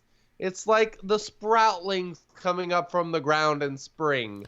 This is what we want to grow. Here's the problem with what it is now. If this replaced Darkside Territory battles, we haven't maxed Darkside Territory battles, so I'd be upset that we still haven't finished the Hoth one. And the first one is Darkside, which is the one we haven't finished. If this were Light Side and it replaced the Light Side one, would be totally fine with that. Not so much for older or newer guilds or newer players. They'd have to find a way to work with that. But for those of us that have then just a general stars, TB selector. Yeah. Raid tickets, just like raids, you select, or you collect tickets for each one as you go, and then you select when you start them. So you could run all 3 at the same time if you wanted. Sounds terrible. Yeah, exactly. It's going to be interesting to find out how they're planning to schedule these things. Forsuero says that there was a TB selector for guild officers that data mined at some point, which I did not know about. That's pretty interesting. That's true. That's what we need. Might be what we're looking at. So we shall see. Let me transition right into this Nute Gunray frequently asked questions post to kind of give more clarity to some of the things I explained. How does extortion work? Extortion is an ability that you grant enemies. They can choose to, quote unquote, spend extortion during their turn to get rid of it. If they do, you gain profit. If they don't, Nute's kit has many ways to punish enemies who deny him his payout. I'm pretty sure extortion's like whenever I try to force you to do something that you don't want to do. Yes, exactly. Exactly. Question 2, when does the AI prioritize extortion? This is a good one to read because the day this came out, I played with Nute in Galactic War and was disappointed because they were never using their extortion. But in Galactic War, they had low health, so I was killing them after their first turn, so they never got to the point where they were using extortion and I was never getting profit because I was killing them too quick. Which makes sense now that I've read this. But in most cases, the AI will use their other specials first, then extortion, and finally their basic. So it's fairly easy to predict when the computer player will use it. Raid bosses handle this the same way that other units do, but raid bosses are, of course, immune to healing. That was another thing people were like, if I put extortion on the boss in the raid and he heals himself 10%, that's going to be a problem, I think. So, raid bosses are immune to healing, not going to be an issue. You can extort raid bosses, and if the AI would choose to use its basic, it will instead use extortion. This helps slow down the raid boss's rotations without making it too unpredictable, and profit stacks up to 50% and will persist through encounters. So if you if you get 5 stacks of profit in the first phase of a 4-phase raid, they're going to have those 5 stacks at the beginning of every single phase. That is awesome. So, next question, is the cooldown reduction resistible on Motivate? Yes, unlike most other characters, his cooldown reduction can be resisted by the enemy team. Interesting. Why does he revive? He doesn't come back to life in the movies. His revive is mostly based on how slippery a separatist he is. He manages to escape almost every time he is captured. And lastly, can Nute Gunray be revived more than once? Yes, but not from his unique Viceroy's Reach. Viceroy's Reach only allows him to be revived the first time he's defeated. Kind of the stuff that I went over during the kit reveal that I had read in the frequently asked questions. So, Gotcha. there you go. But I can honestly say I'm excited for this character. I'm excited for both of them. And I can honestly say I don't care about Nute Gunray. I can tell you this Not much. yet. Yeah, I was about to say, you're going to. Because there's I will no doubt, eventually, that's no true. doubt in my mind that he will be one of the mission characters for this territory battle. 100%. Not there yet. Now, whether or not you only need him at Gear 8 like the Hoth Bros, we'll see. Because my Hoth Bros are definitely still Gear 8. So, but we'll see. We'll see. I'm excited for it. But like I said, I like synergy, or I like interesting teams, and this adds a whole new level of interesting to a Separatist team. Because you already got the awesome Grievous lead team and the way that works and how cool that is. Now you got him with his extortion and profit. There's a lot of cool stuff going on with Separatists right now. So, Yep. Yep. Interesting. Interesting indeed. Well, why don't we talk about this? Since everyone loves a good poll, let's dance through the results and see what you thought this week. All right.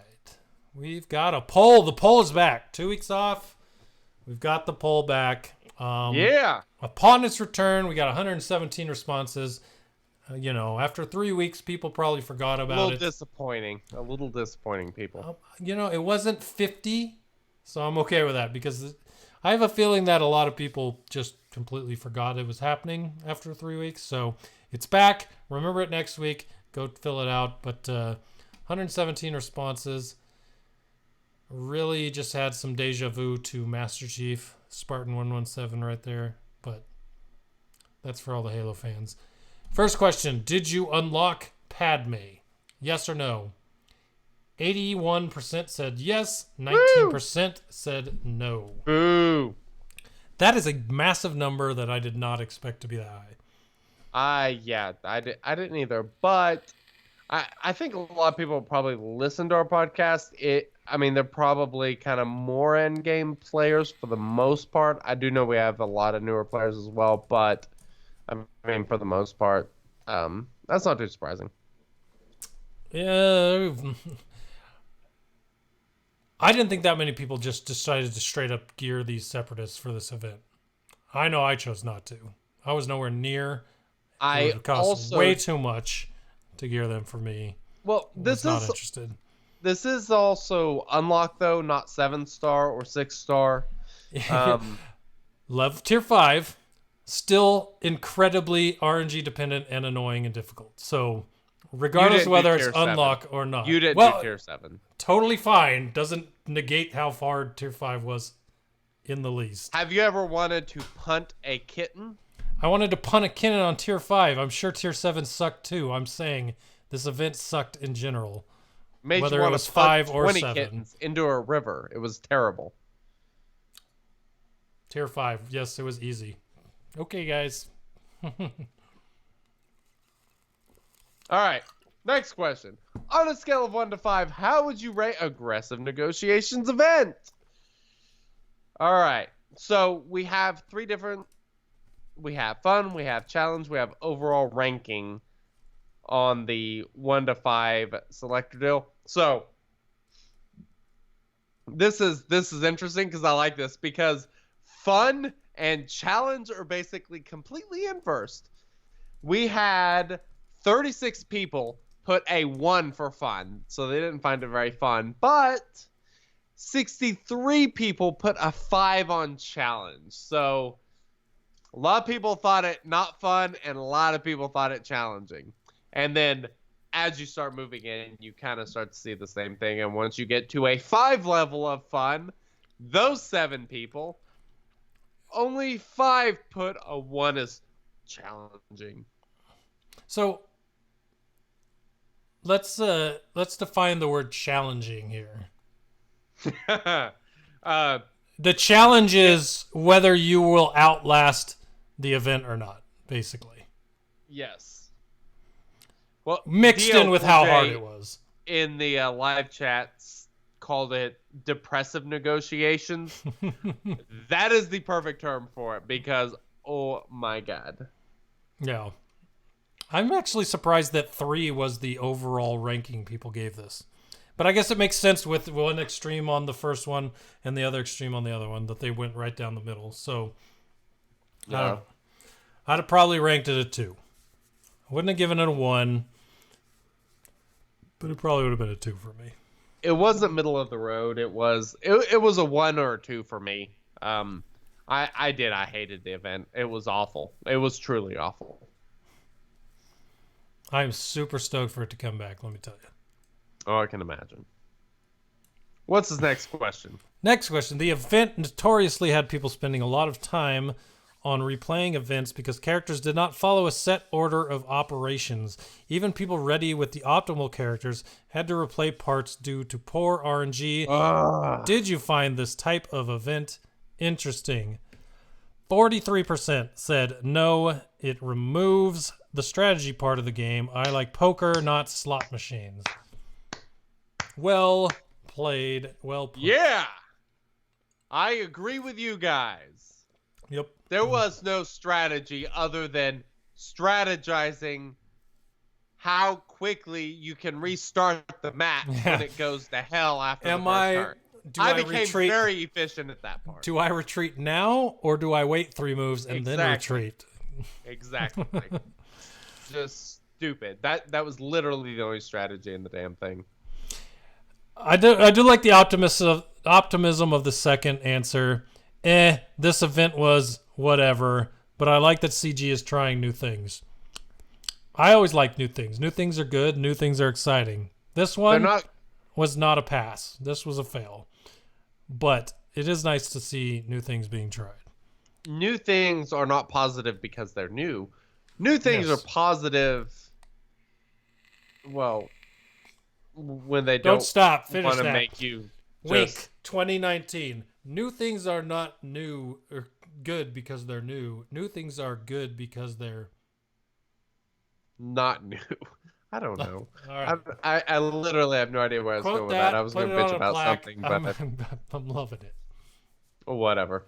All right. So, if you choose other above, what is your opinion of the event? These were write-in answers. There were a lot of it sucked, did not play. And then there's some. I'm sorry for calling you a jackass, but jackass who put, I unlocked in less than 10 attempts. Cannot relate to this. Must be nice. Must be freaking nice. Because me over here after 400 attempts, I don't know the number. I haven't heard. I've tried to find out. I don't know. God. Arduous event, by the way. This is an arduous event. So if you see the word arduous, get ready. Excruciating. Get ready for a grand old time. Arduous. That's our new hated word. So, yeah, there was a lot of them in there. It's far worse than arduous. Somebody put needs more midriff. Of course they did. Someone always I mean, mentions that. We're talking about Padme. Let's talk about midriff. Yep. Oh, wait, maybe they're not talking about Padme. Should I hike up my shirt a little? No. No? Are you sure? Not unless you've got your belly button pierced. I'm not telling everyone that on stream. All right, so next question is, have you heard of the character lock issue? 94% said yes, only 6% said no. I didn't find this too surprising. No, I think once A, Darth Micro put out his video, and then B, they acknowledged it on the forums. Pretty much everyone at this point has an idea, I think. So yes. Before knowing that the issue was unintended and outside of the terms of service, did you use the lock issue? 98.3% of people said no. There was 1.7% of people, a total of 2 people, that said yes, they used it. And here's why. To do that was a very, very arduous task. So that's totally fair. Super annoying to do. Most people were like, screw this, I'll just play it legit. But there were people who were out there that were just so intent on winning, they were doing this. So don't do it anymore. That's true. You know the Indeed. consequences. Yep. All right, so this is in regards to the Count Dooku rework. What did you think of the rework?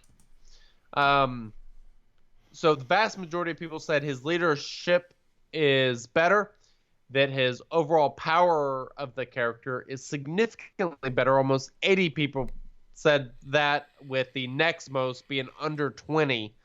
Fun of the character, people put better, and overall viability of the character, people put better. I mean, people all in all just thought this is better. Not significantly better. There was a portion of that. The proportions of each thing kind of scaled as proportionally. You kind of went across. There you go. Yes. I thought you were gonna say it, and I'm like, please say it. I almost did. I'm not gonna. And lie, you're gonna but laugh at me saying doo doo. That's funny. Come on. I think one thing that might have pushed these green bars into the purple area for a lot of people would have been if he didn't continue to hit like a wet riposte.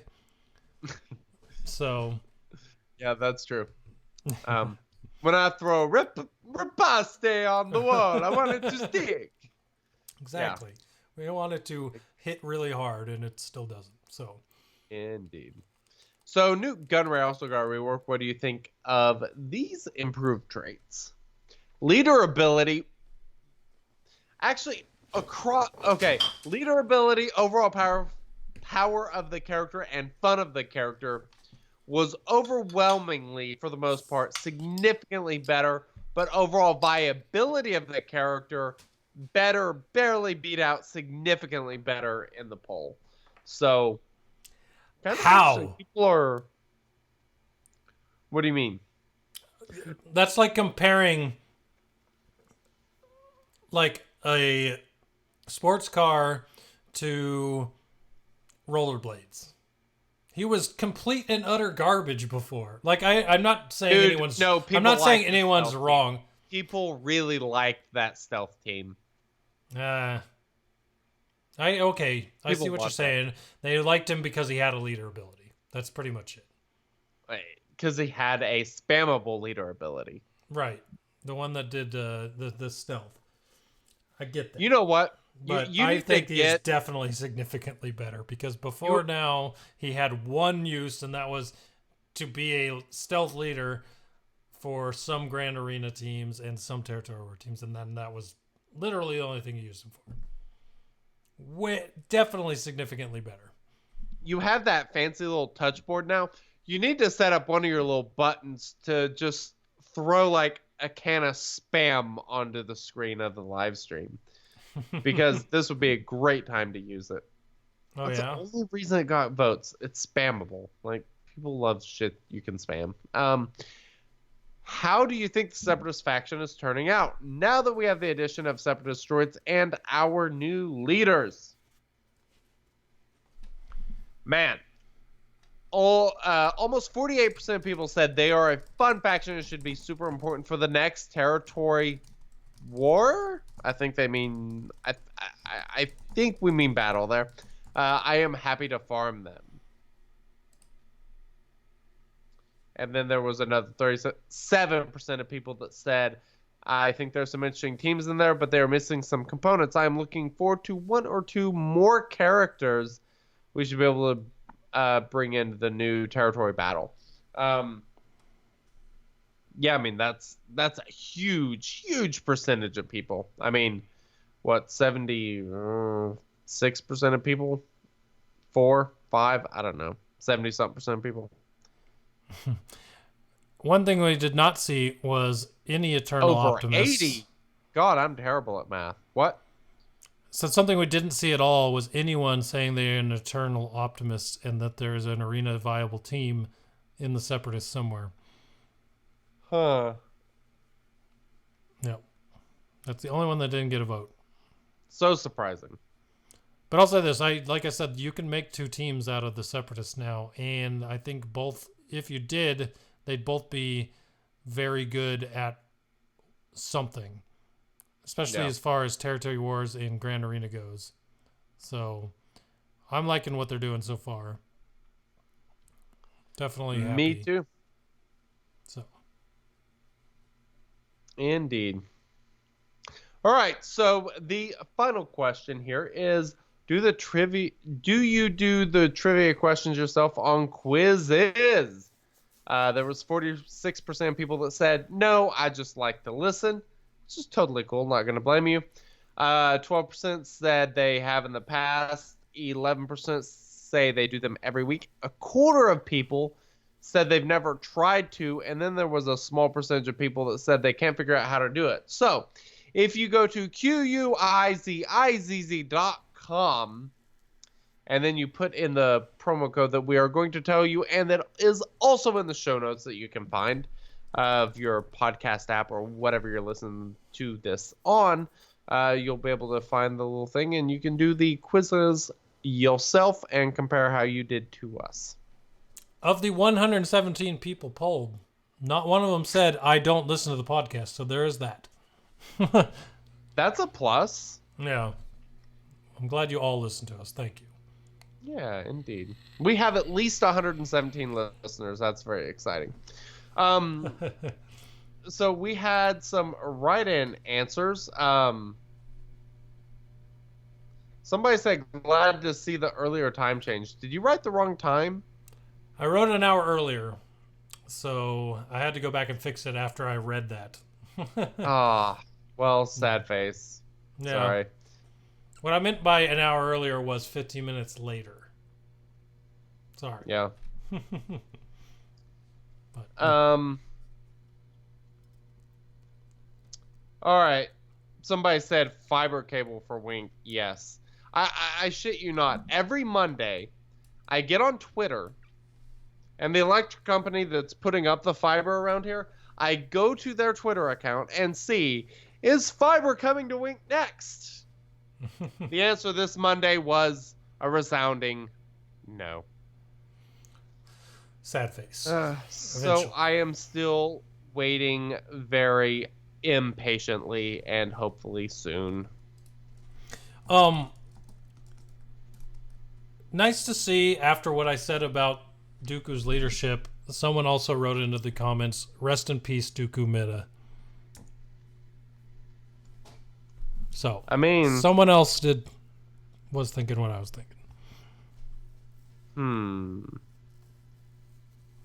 So there is that.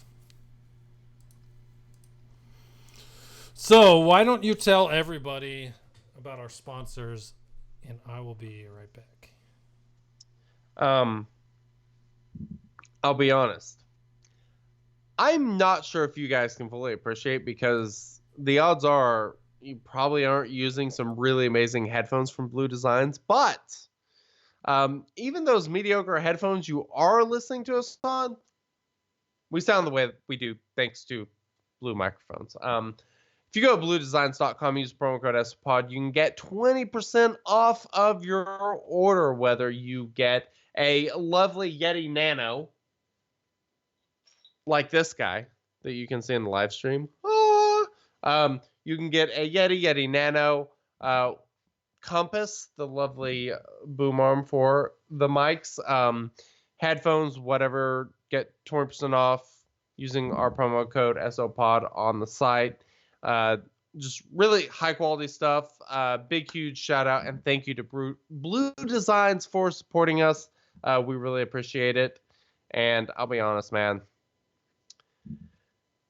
When I go on vacation, I've been on vacation a while because, like, I'm swamped at the moment. But later this year, I'm planning on going on vacation somewhere. I don't know where. And God, I cannot wait to take my lovely Blue satellites onto like an airplane so I can throw them on. I can go to sleep, listen to some music, not hear anything else. It's going to be amazing because they do a great job at limiting other sounds and all that sort of stuff. Like when you guys hear Beagle Squadron on the podcast, I don't hear them. So that is thanks to Blue Designs. Let's see.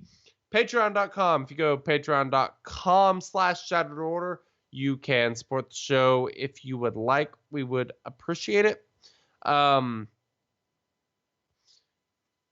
Twitch.com/Shattered Order. If you are an Amazon user, Amazon people, for real, listen up right now. Go to shatteredorder.com. We have an Amazon banner link. Click on that link before you buy anything from Amazon. We would greatly appreciate it. It really helps us out. Like literally anytime you buy anything from Amazon, just go click the link and then do your shopping like you normally would. And of course, if you're an Amazon Prime user, you can sub to us on Twitch for free. And if you do that every month, that will get you entered for the $30 gift card that we give away every single month. And the other thing I want to touch on, Dan, have you heard of this TV show? What the hell is it called? Game of Thrones. Have you heard of this? Is it like American Ninja Warrior? Very similar, just different. And okay. Yeah, it's on HBO. It's great. But I started to listen to the audiobook this week. I'm about 5-6 hours in. I've decided I'm going all in. I want to know how George R.R. Martin finishes this series. So I'm going to get on Audible. I'm going to listen to all the audiobooks and then anxiously await the new books if the man ever finishes the damn series.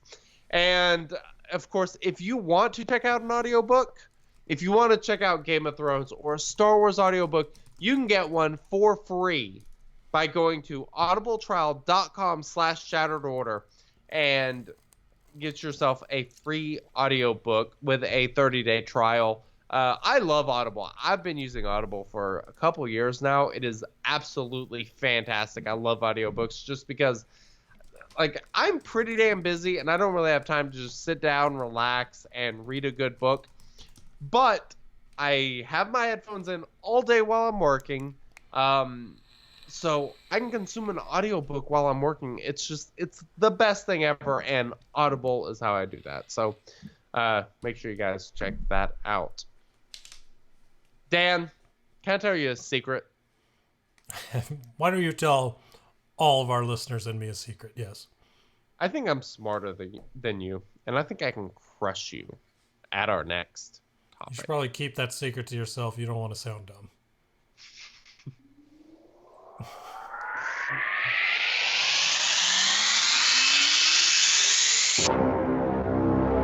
It's time for the sexy bearded duo to battle in their swoga knowledge in the most exciting trivia event in the Outer Rim. It's time for the Shattered Order Trivia. May the Force be with you. Can I just say the fact that the battle... What is the droid ship? There's a... Hold on, give me 2 seconds. The fact that you can get the Xanadu blood from the same node as Droideka makes me very happy. Because I didn't farm Xanadu blood yet, so I'm double dipping with every sim on Droideka. Interesting. Hadn't noticed. So, let's see. I have noticed. Is that a ship I have finished or no? Yeah, Well, yeah. Charge up currency. I say it has to be finished. You have Millennium Falcon 7 stars, don't you? Yes, I do. That's a good point. So yeah. There you go. But I do not, and I'm almost to 6-star because of it. So pretty awesome. All right, so for everyone at home, we are doing quiz time for Star Wars Galaxy of Heroes trivia, and it is about, big surprise, Nute Gunray and Count Dooku. So let's see how well we remember what the other person said. This is like more of a test about whether or not we were listening to each other than anything. Do what? Exactly. Call. So, if you're on the Quiz's website, this is your quiz is code. It is 177475. And again, that code is 177475. Now I want to do a big shout out to A. Lewis, our good friend. He got 100% last week and was number 1 for the 148 quiz. So congratulations to you, because I was not. I think I was 4 out of 8. So there you go. I got a problem. I can't figure out how to sign into quizzes. Uh-oh. Quizzes.com/join. I figured it out. I think I figured it out. No, you let me know once you figure it out, because I am ready to go. Alright, give me a second. Alright, I am putting in that game code of 177475, and I have joined. I am ready to go, senor. Alright, here we go. Let's do it. Someone put their name in the quiz as Riposta. So, salute to you. Alright, here we go. 3, 2, 1. First question is question 1 of 9. Let's discuss Nute and Dooku. How long does extortion last? 2 turns, 3 turns, until it is used, until the end of battle. I do not see 17. Huh. That's the number of people that took the poll. 117. Oh. Yeah, Damn, that's right. Well, let's discuss Nute and Dooku. How long does extortion last? 2 turns, 3 turns, until it is used, or until the end of the battle. What do you got? Until it is used is my answer. I answered that as well. And that is the correct answer. So, hell yeah. SOP. throw up the gang sign. How many ways are there that Nute's enemies can get extortion? What is the cooldown on Nute's ability that grants extortion? Select all that apply. So there's 1 way or 2 ways, and then there's a cooldown of 4, 3, or 2.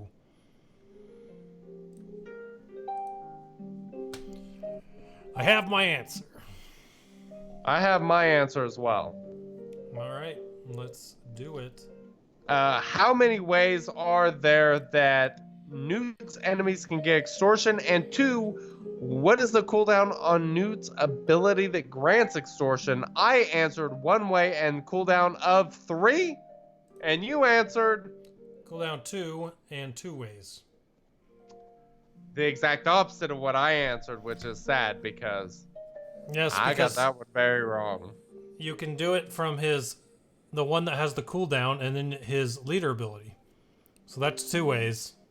I am going to blame our good friend, formerly good friend, T Money, because why not? Why not? All right. I was waiting for the reason.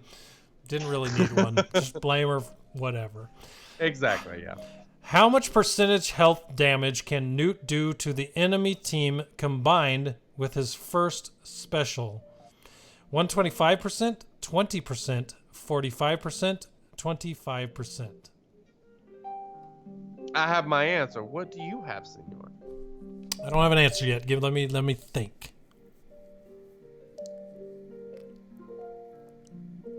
Because the answer that I think of isn't there. Interesting. Oh, I really want to look at my phone right now.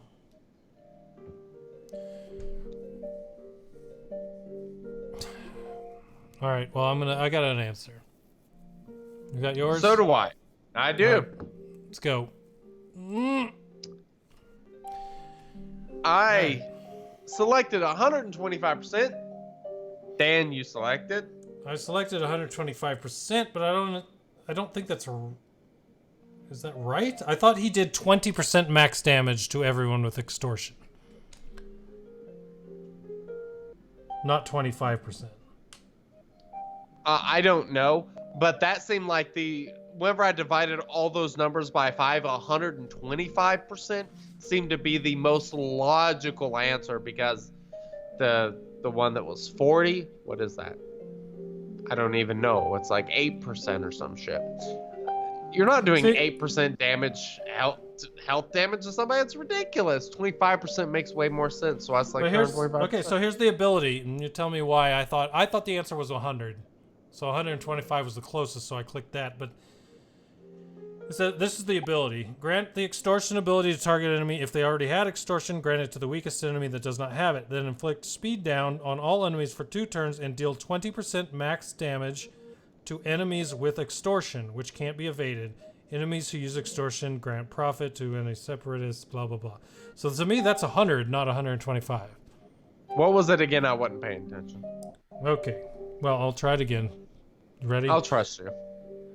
It says, grant the extortion ability to target enemy. If they already had extortion, grant it to the weakest enemy that does not have it. Then inflict speed down on all enemies for 2 turns and deal 20% max health damage to enemies with extortion, which can't be evaded. That makes sense. So I thought the answer was 100. The closest was 125, and that's the only reason I clicked No. it. But Because I don't know the where most enemies that you can have are 6 enemies and a crate. And a crate obviously counts for a quarter of a character. Oh. Okay, gotcha. All right. Question 4. Okay, fun question. Which is most common that was in? a joke. I don't know. Oh, I know. Well, I didn't know. Man, when you stone face me, it just kills me. I'm sorry. All right. Okay, fun question. Which is most common in Nute's new kit? And extortion, or percentage? What do you select?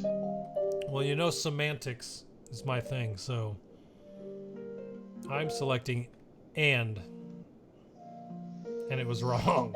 My first wrong. I selected percentage, and My first wrong Cash answer. extorted both of us. Yes, we were both extorted there. My first wrong answer is a semantics question. Or Didn't see that coming. 5 out of 9. Which characteristic of the enemy defensive team will make them keep extortion the longest? Lots of special abilities, low damage attacks, many assists, or dispelling debuffs? Oh. Which I have an answer. characteristic of the enemy defensive team will make them keep extortion the longest? Lots of special abilities, low damage attacks, many assists, or dispelling debuffs. Answer I have clicked. an answer. I do. What did you select? Lots of special abilities. That is the same thing I selected, and that is the correct answer. Mm-hmm. Hell yeah! On to question 6. With Dooku leading, enemies inflict themselves with which debuffs? Click all that apply. Health immunity, crit avoidance down, shock, and tenacity down. I have my answers. Do you have yours? So do I. I chose healing immunity and tenacity down. Son of a bitch. Those two are the correct answer. Which is what I selected. I'm just pissed you got it right. All right, question 7. Why is Talzin compelling under a Dooku lead? Their unspoken romantic interests in each other? Oh, hell yeah. I refuse to pick the right answer. Plague plus healing immunity, Nuff said, or more lightning. Moar lightning. Mower lightning! I have an answer. I think I got this one. I think I got this one too. Yeah. Because if you can't heal when you have a plague, you will die. I mean, that's for sure. that's physics. Is physics? I'm no botanist, but I don't think that's correct. What's question number 8? Number 8. True or false? Under Dooku, Geonosian soldier gains 30% turn meter when critting on a counter. True or false? What did you select? I selected true. I selected false because the correct answer is 35%. I Ah. think. I don't know. Well, you sound sure of yourself, so we'll go with that. Maybe 40%? I don't know. I know he gains 50%. Why did I say a number smaller than that? He gains 50% turn meter whenever he lands a crit. So he would also get whatever freaking what's his face gives. I think he gives 15%.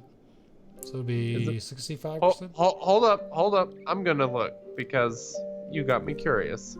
All right, so if I go here, I go to Geonosians. We are going to look at my boy Geonosian Ahsoka, and his unique ability says Geonosian allies gain 9% critical chance. Geonosian soldier gains 50 percentage sign turn meter when scoring a critical hit. If it wasn't for this really amazing compass created by Blue Designs that you can get 20% off of it, bluedesigns.com/ShadowRoarPod, I would totally do a mic drop right now, but I can't. What is question number 9? B1 does which of the following when allied separatists counter? Gains 15% turn meter, both. Hold on. Gains 15% turn meter, assists dealing 40% less damage, both or neither. I have my answer, Goodnight Punk. As do I. Do you have yours? I do. What is your answer? Wrong. I select both. The answer is neither. Woo! I picked the one with 15% turn meter. That was wrong, too. How did you finish? I finished at 6 out of 9. So did I. We tie yet again. You have still yet to beat me on quizzes. But you did not lose. I did not lose. And after your comment before trivia, Nor did I. I Nor laugh. did I. I must. Nor laugh. did I. It's very true. Very true. Very true. Well, I think that pretty much wraps it up for this installment of the Shattered Aura podcast. As I'm sure all of you, are we talking Game of Thrones? I hope so. Of course. So if you want to hear us talk Game of Thrones, make sure you check out the podcast on iTunes, SoundCloud, Podbean, whatever podcast app you like. We're there. Search Shadow or Podcast. If you listen on iTunes, go leave us a 5-star review and write something in nice about us. Even if you just say our breath smells good. I don't care what it is. It could be a total lie. That's not true. I I'd really prefer like the something smell honest, of but Goodnight Punk's vape.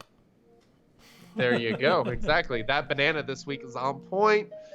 We would appreciate if you would go and leave us a review. It helps get the show out there to more people, lets people know that, hey, this is something that people actually listen to.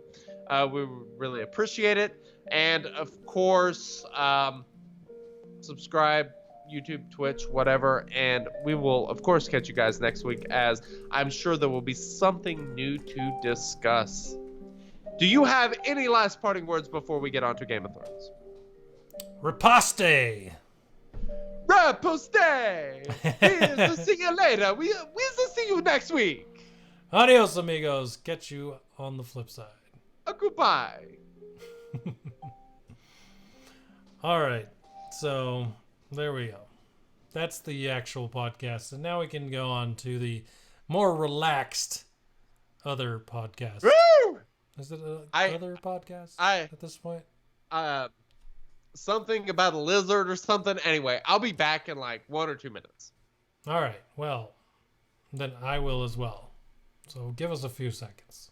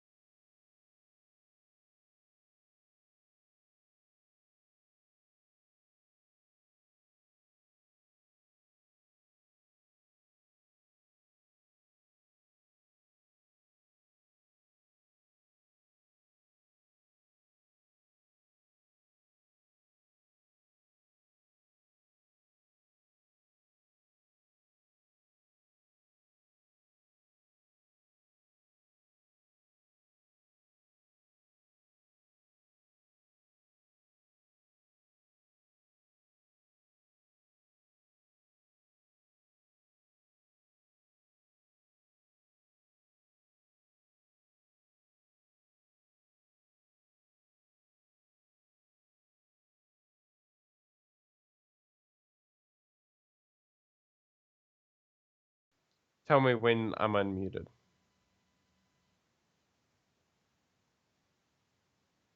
Perfect.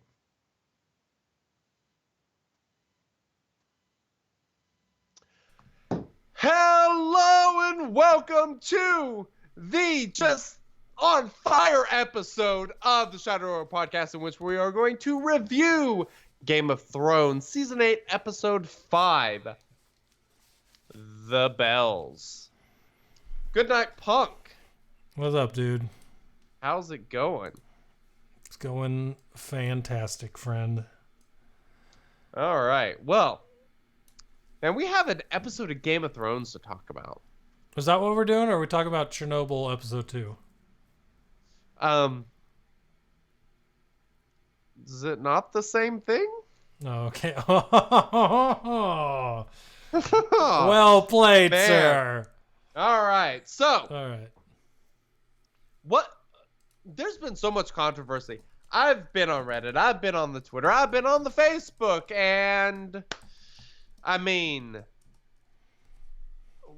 what did you think? There's been a lot of controversy about people not particularly being too crazy about what happened here. What are your thoughts? My thoughts are, finally something happened that we didn't expect, and I liked it. Maybe I'm an anarchist. I don't know, but I thought. Didn't expect it. Let me just say, Okay. I don't know, man. I don't know. Maybe not to that degree. I thought she would. Let me say it this way. I thought she would still kill the soldiers. I didn't think she was going to go after all the innocent people. Okay, so when they throw down their swords, I figured they're going to kill them anyway. I didn't think that it was going to go that far. There is so much to unpack in this episode. I actually took notes. I'm going to have to pull my notes up because there were several things that I wanted to make sure I talked about. So just to review the whole episode as a whole. We have Tyrion telling Dany that she's been betrayed and that the betrayal came from Varys, in which Dany is then like, no, it was actually Jon Snow. Then we have the reunion of Tyrion and Jaime because Jaime's dumbass gets captured by Dany's forces, which is a whole nother deal. We have the ultimate showdown between Jaime and Euron, which nobody gave a shit about. We have the Clegane Bowl 2019. We'll talk about that. We had Dragon Lady burning everything. There was controversy on the crossbows that apparently had decreased accuracy in the 805 update. We had, there was a hell of a lot that went on. So let's just start from the very beginning with everything that happened between Dany, Tyrion, and Varys in the beginning. What'd you think? So you're going to start with thinking about the next episode. So basically, Tyrion tells Daenerys that Varys is turning on her. And Varys hears the soldiers coming for him and does something that I think is going to mean something, and we don't know yet what that is. Why did he take off all his rings? This is the thing that I've been trying to figure out, because I have no idea. I think it's got to mean something, right? And I have no idea what it means, but they take special attention to him taking off those rings before he was taken. So we have the whole conversation between him and his little bird. Trying to remember what her name was. Margaret? Started with Nim, I think. Mm-hmm. So we had the scene where she came in and told him, Dany's not eating. We'll try again at supper. Really hinting that Varys has gone full-on betrayal. He's decided he's going to try to poison Dany. He's going to try to kill her with poison. I mean, he's done.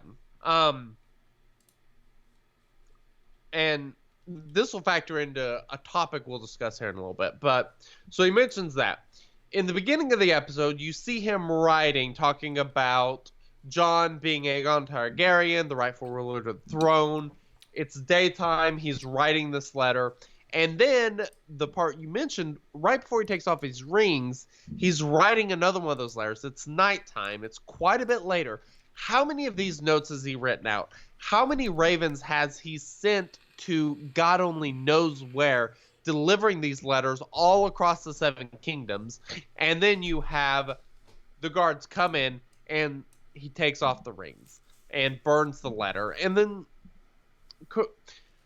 I've never done this before, but if you light something on fire, put it in something and put a cover over it, there's going to be no oxygen. That fire is not going to keep going. Mm-hmm.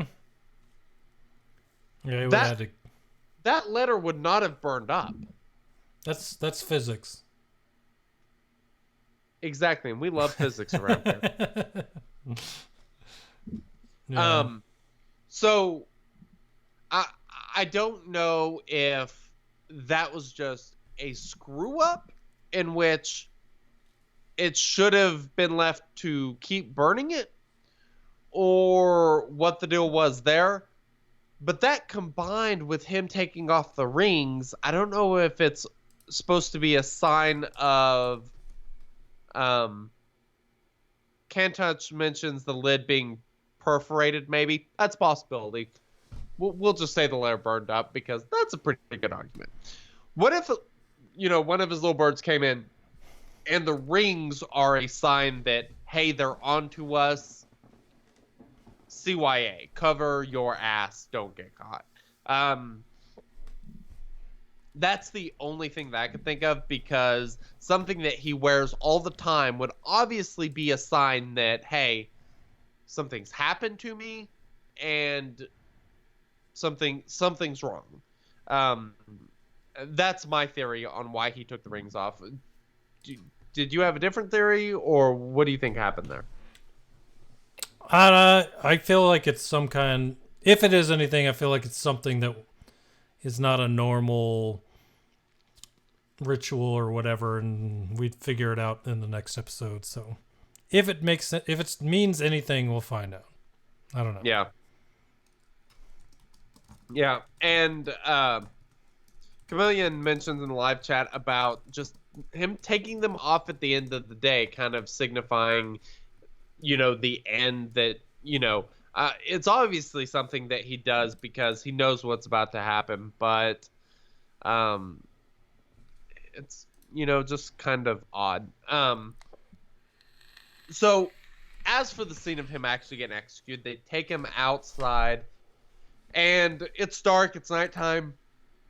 You have this great scene between him and Tyrion where Tyrion basically tells him, hey, I'm the one who did it, and Varys is, just as flat out honest as possible, and he's just kind of like, I hope I'm wrong. And it really sells as far as his character goes, because like I mentioned in the other podcast, I'm just getting started into the book. So one thing that I keep hearing, though, is that Varys is a lot more manipulative and kind of, I don't want to say self-centered, but looking out for himself than he is in the show. Because this is something that really nails in the coffin that he is for the realm. I mean, he sacrifices himself. He understands what's going to happen. And he just truly hopes that he is dying because he is wrong, even though he doesn't think he is. And then you have that scene with, Tyrion grabbing his hand, just being like, I'll miss you, friend. And it's just, that whole scene is just so good. It's great. I mean, it's the way he died, the execution. You see Drogon's face come out of nowhere, and just I don't know what word would really describe Dany's expression, but I mean, she is so just flat and almost emotionless whenever she says Dracarys, and Drogon, burns Varys to a crisp, basically. One thing she didn't do as well that she had been doing was asking for final words. She didn't ask him if he had any final words. Just killed him. She didn't? Nope. Interesting. So that was different than the last time we saw an execution like that. Very interesting. Yeah. I mean, Tyrion almost kind of let him do that in a way, but yeah, that's interesting. I did not even catch that. That's a good point. And you had Jon there, standing there, looking traumatized, because earlier in that episode, you had seen the scene where Jon finally arrives to Dragonstone. He's walking up the beach, and Varys meets him, and Varys is basically like, without flat out saying it, he's like, I know you're Aegon Targaryen. No, we need you to be the one who rules. That Dany's not fit to rule. I mean, something that we've seen from Varys throughout all 8 seasons has been he's so calculated as far as knowing what to do, his actions. He has a specific order of things that he does. He lays these hints and he manipulates things. At this point, I think after Missandei lost her head, literally, not just went crazy, he knew what was about to happen. And so at this point, he's just throwing Hail Marys. He's doing whatever he can to try and stop Dany because he knows where this is leading to. Mm-hmm.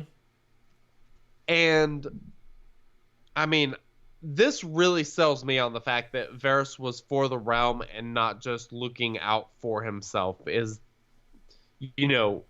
everything that happens with him. As a guy that, as Tyrion mentions, a guy that serves so many kings, and the fact that he kind of sees where Dany's going, and, Tyrion's obviously not convinced because he ratted him out, but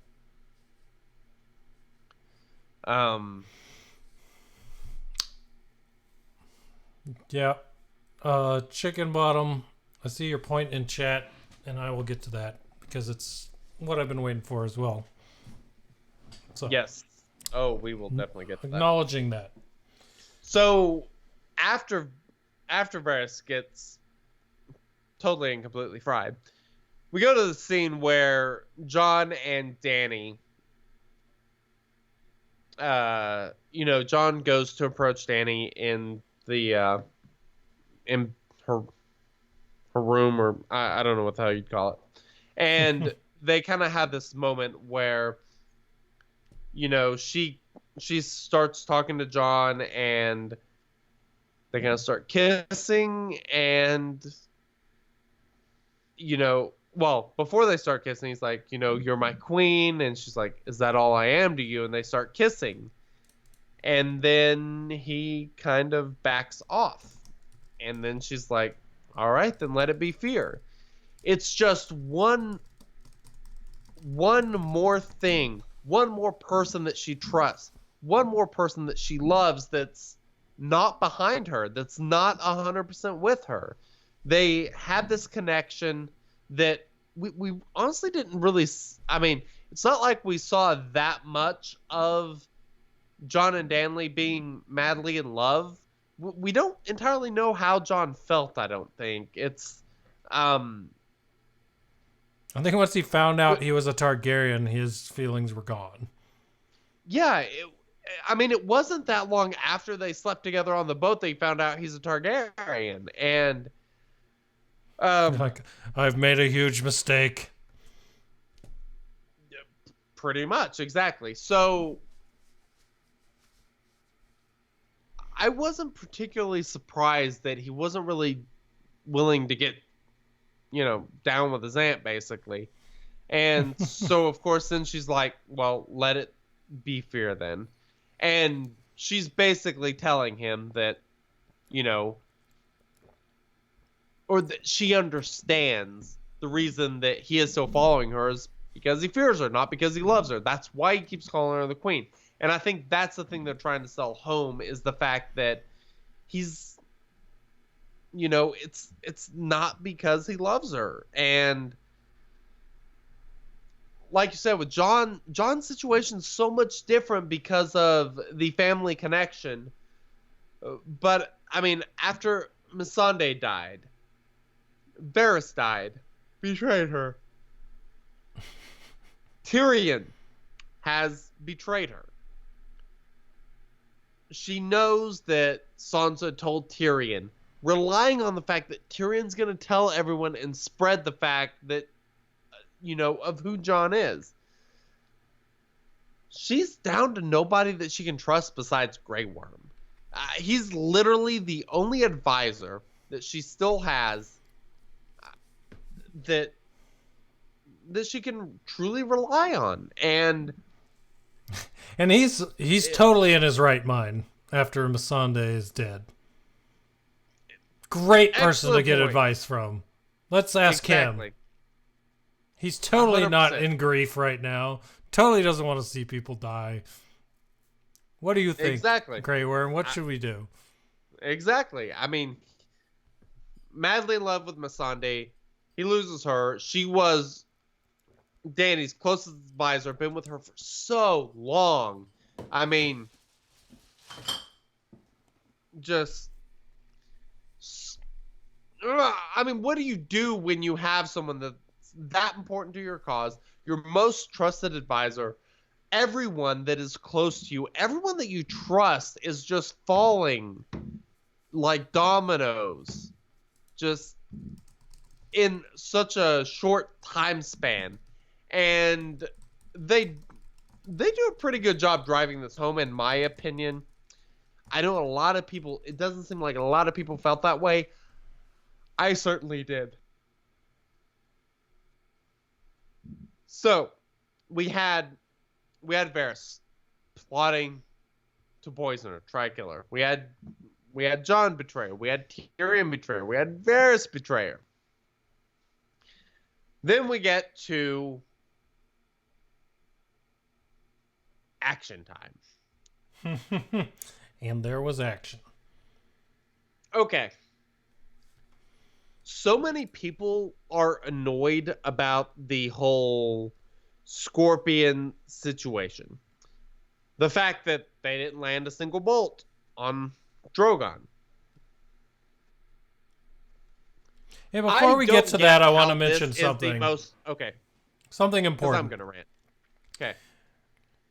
Before we get to the action, Tyrion went to Davos and asked him for a favor, which I can only assume is for him to smuggle, or it might have been outright said, but for him to smuggle Jaime and Cersei off to another continent if they got to the boat.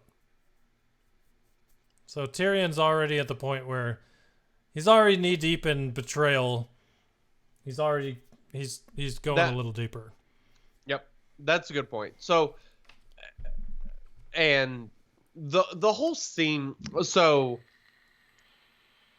whenever Dany's basically telling Tyrion, "You fail me again, you're a dead man."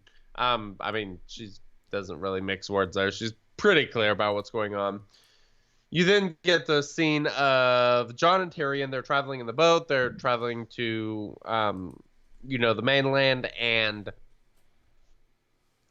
Dany had told Tyrion that they had captured Jaime. One thing that I do find interesting, if she has found that Jaime is captured by her men, and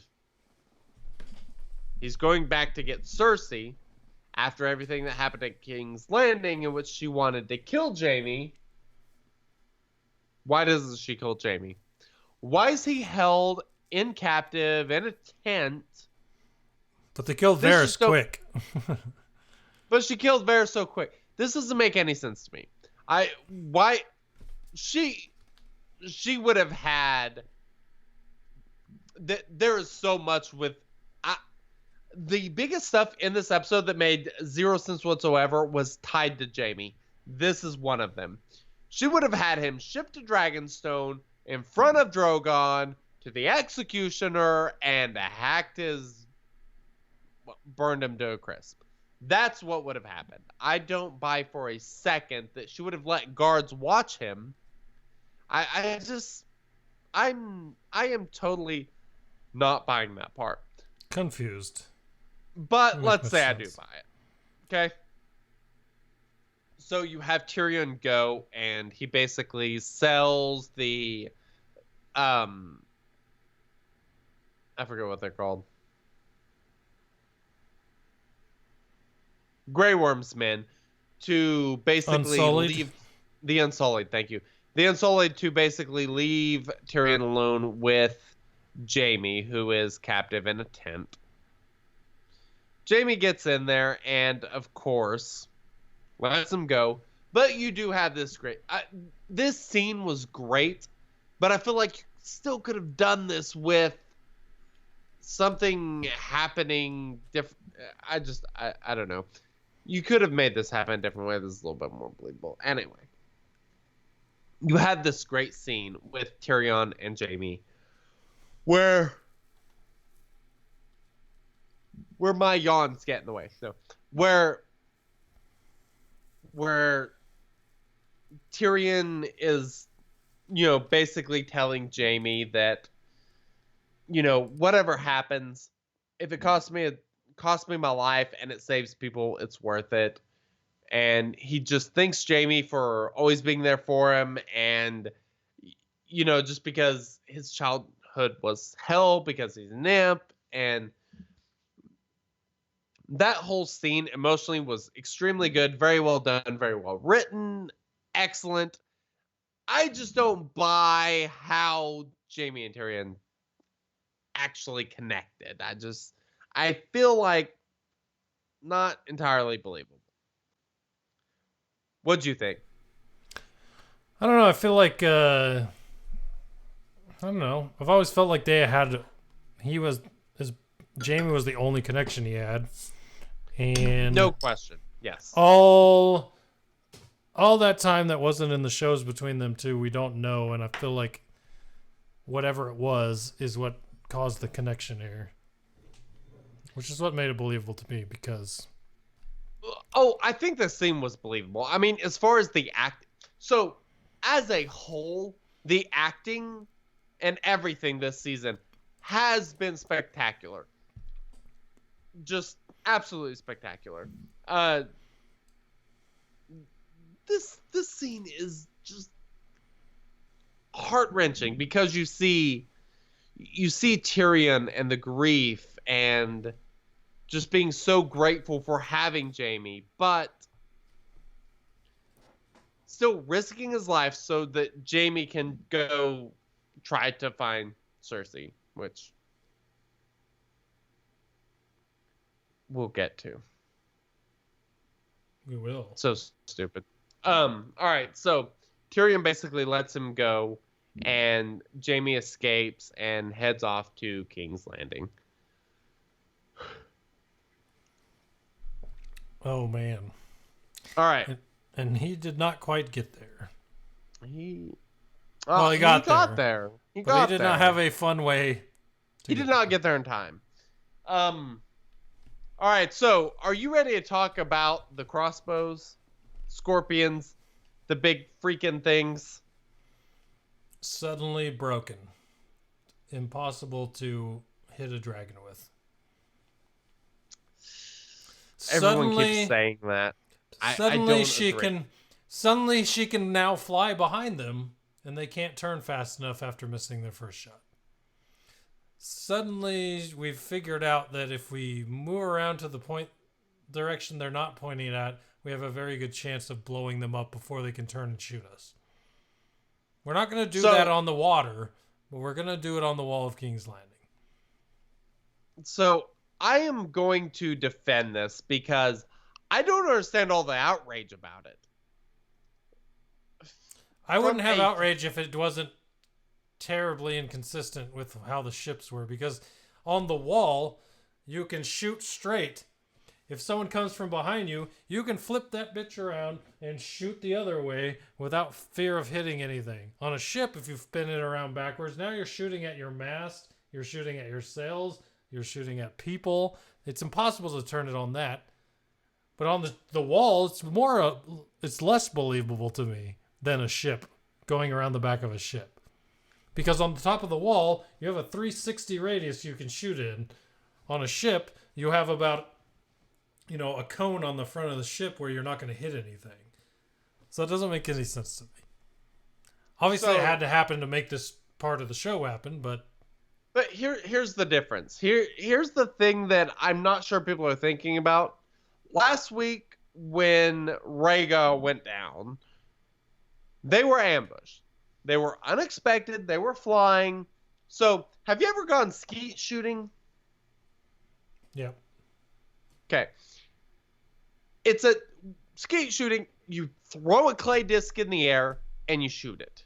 Do you know how you hit it? You project where it's traveling and you hit it. Because it's an unsuspecting target that's traveling at a certain speed and distance that you calculate mentally as you're watching it, as you're targeting it. What are you shooting? I don't- Shotgun? Probably doesn't matter as much. It probably doesn't matter as much, but you still got to shoot in the vicinity of it. Yeah, you're right. The same idea applies. It's just easier. Exactly. So it's like shooting that versus something that keeps moving back and forth. It's easier to shoot something when it's going on a projected trajectory that you can anticipate, which was the situation last week whenever they shot Rhaegal down, where you're able to see the dragon flowing. They're able to line up and shoot and hit the damn thing and put 3 bolts in before they realize what's happening. Once Rhaegal went down, once Dany realized what the hell was happening, no bolts were ever landed anymore. None hit Drogon. They weren't able to hit anything else because they knew it was coming. That was the same thing this week. Dany knew where they were. They knew what to expect. That's why they didn't land any. It's not that things magically change. It's not like stormtroopers that were so precise in episode 4 versus can't hit the broadside of a barn in episode 5. It's completely different. It's a situation of an unexpected target that has no idea that there's a war going on versus a target that comes in prepared, knowing where you're at, ready to raise hell. And that's the first scene that we've seen, where we see Drogon and Dany coming down in line with the sun. Have you ever tried to shoot at, like, a clay disc that's thrown into the sun? You're not going to hit it. You can't see a damn thing because it's in the freaking sun. So, of course, they're not going to be able to hit him coming down from the sun as he starts unleashing complete and total hell. And then once you get in close against the ships, you're flying in tight. You have this weapon that's hundreds of pounds, I assume. It takes multiple people to move the damn thing. Yeah, good luck getting 2 men moving the thing to turn it in a position to where you can target and pull the trigger and shoot an arrow and hit a dragon that's moving sideways in front of you, 50 to 100 feet in front of you? It's like trying to use a sniper rifle to hit someone that's 20 feet from you. It don't make any sense. You want a handgun. You don't want a freaking sniper rifle.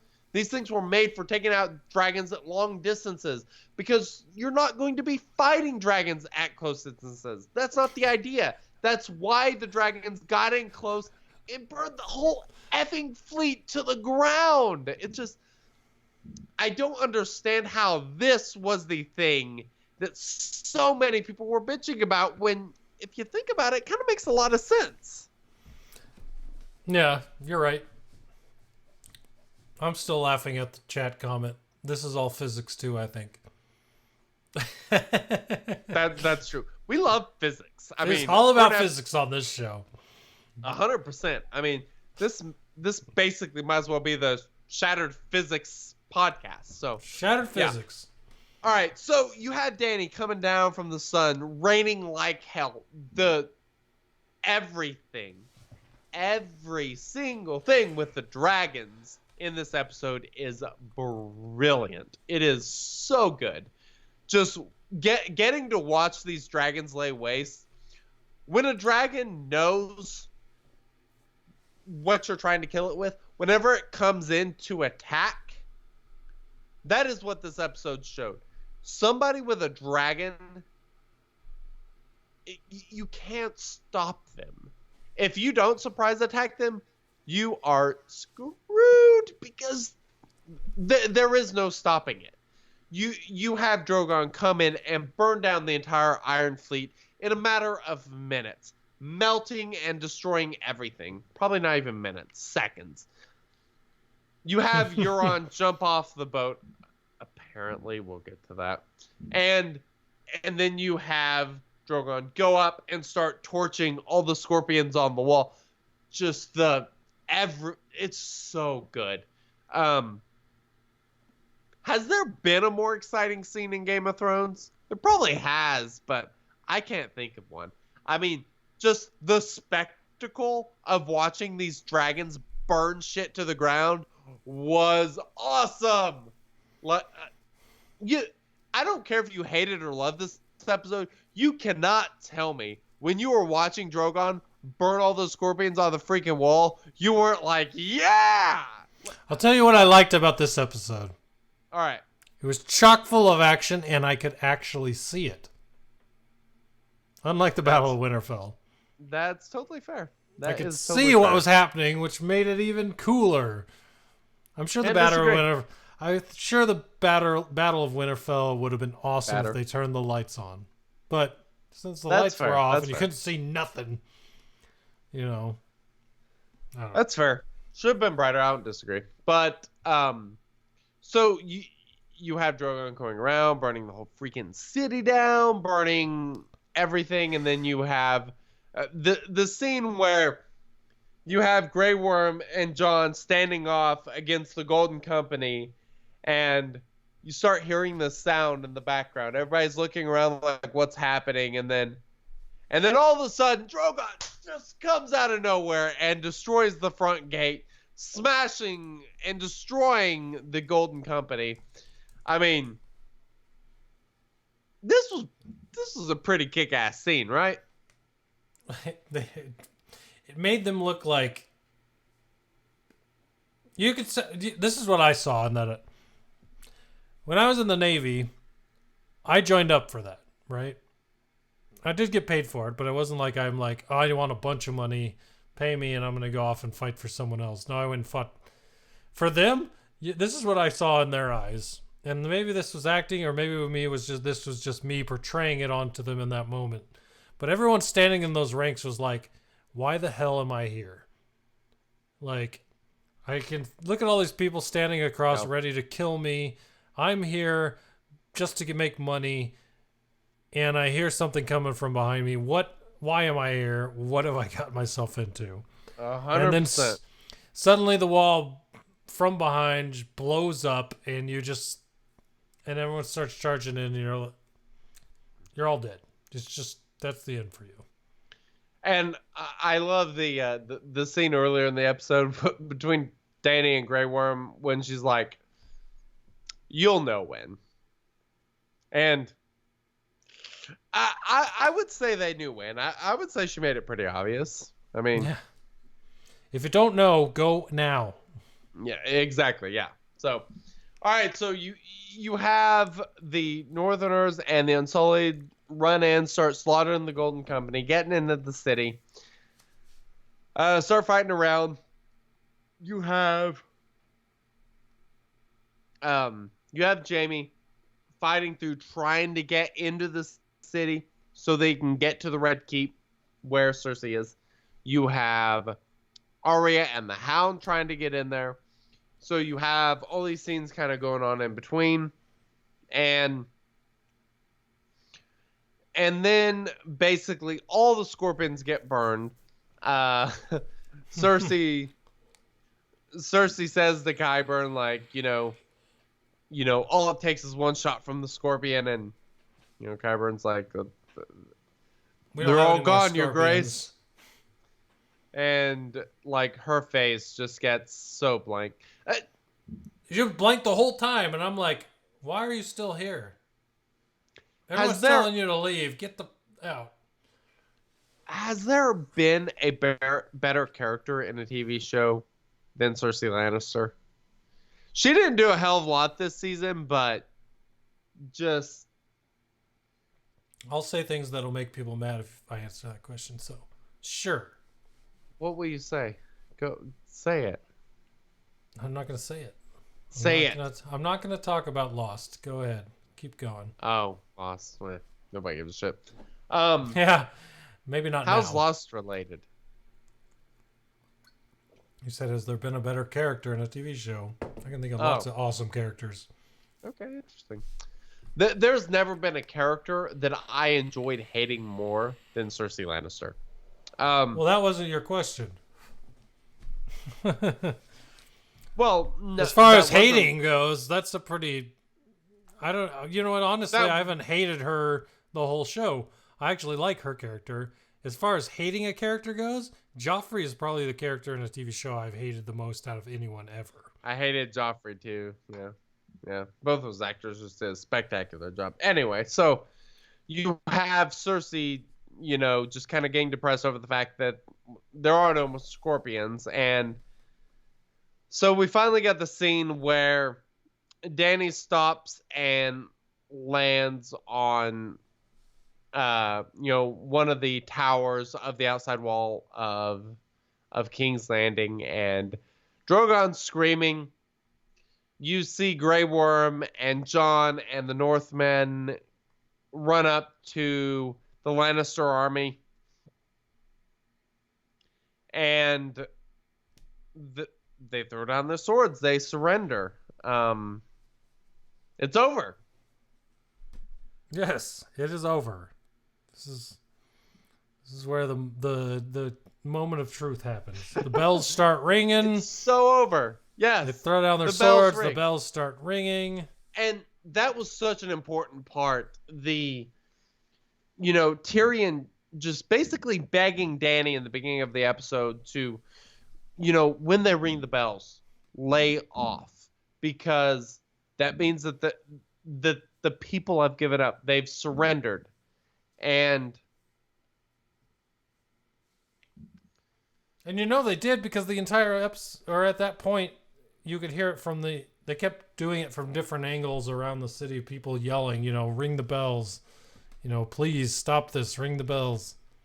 Yeah, and they ring the bells, and you get this great. So there is so much knocking on Emilia Clarke, just kind of a lot of her facial expressions and stuff, just generally acting. You can't tell me she didn't sell this shit. I mean, when she is sitting up on that wall, here's the question. What do you think was going through Dany's head? What was going through Dany's head? While she's sitting up there. She's trying to figure out, if I leave these troops alive, are they going to rise against me? If I leave them alive, will people respect me? If I kill them, are they going to respect me? If I kill everyone, will who's left fear me enough to not try anything? Just all kinds of... Every scenario is probably trying to go through her head in a minute. So she's clearly snapped. And to me, this wasn't what I got from what the director said about the show, but the fact that, she's really trying to sell you that she's doing something that is against what she wants to do. I get the impression that she's in love with a guy who has decided he doesn't love her back. She trusted and loved Missandei. She got executed. She trusts Grey Worm. She trusts Tyrion, but yet he kept secrets from her. Jorah is dead. Jorah is dead. Who in the hell is she supposed to trust? What the hell is she supposed to do? Nobody loves her, like she was said to Jon. She knows everyone wants Jon as king. It's been a constant over this season. You constantly keep seeing them go back to that Jon is who they want as the ruler. He's the guy that's meant to be the king, even though he doesn't want it. She knows that that's what they'll want. And so you get this person that is up there who has just got everything she's fought for, who as the bells are ringing, she knows it's over, but who are they going to want to rule them? The person on the dragon, or the rightful heir to the throne, who everyone else who has ever served under him wants him to be king, who keeps saying he doesn't want it? Like, there is so much threat with John clearly not being in love with her that they've made crystal clear. She doesn't want to do what she has said that she will do. She said that she will rule by fear because she has to. She has said in season 1 or 2 that she will burn their cities to the ground. Like, she's been clear about all this. Like, this is not a surprise. This doesn't come out of nowhere. She's been saying she's going to do this over and over. She just can't make herself not do it, because the one thing that she has fought for, the one thing that she has been fighting for the entire time, is the crown, to get the throne. From the moment that Viserys died, that has been her goal. Get the crown. She finally gets there.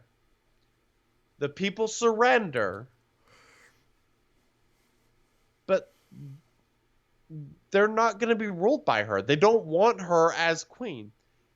She knows they'll want Jon. They'll want the rightful ruler. The person that just instinctively has that. And so, what do you do when people won't support you? You kill everyone who won't. She leaves the Unsullied. She leaves the Dothraki and the Northernmen. And as you see in the episode, there's a scene where Jon specifically has to kill one of his own guys because he's trying to rape a girl. Like, I think that's what they're trying to sell. And they sold me. I mean, what did you think? Did it come out of nowhere? Did her burning the city come out of nowhere? What do you think? It didn't come out of nowhere. It was been built the entire season. People just didn't want to believe it was going to happen. And then it did, and they couldn't see it, and they're mad that they didn't see it. And everyone that says this is bad writing, it's just so out of touch, I think. Now, granted, but here's the part about it. I do agree there's bad writing. But here's why. And this is why I think there's bad writing. They wanted, 8 to 10 episodes to do this season in, and they were only given 6. So they're having to rush everything. No. HBO wanted 10 seasons. They said they could do it in 6. They should have taken 10 episodes to do it. It is. They should have taken 10 episodes to do it. It is. I still don't think it's right, no matter how much you tell me. I'd have to see it. We'll discuss that later. But they should have done the 10 episodes. I totally agree. There is so much nuance, which is part of what made you love Game of Thrones, is the nuance. So much of that was missing. And if they would have just added more to those storylines, more selling, more of the political mashing, I don't think people would be bitching. Like I said, the Battle of Winterfell should have been longer than one episode. Totally agree. A lot of these things are all just, there's 6 episodes left, we got to get everything in.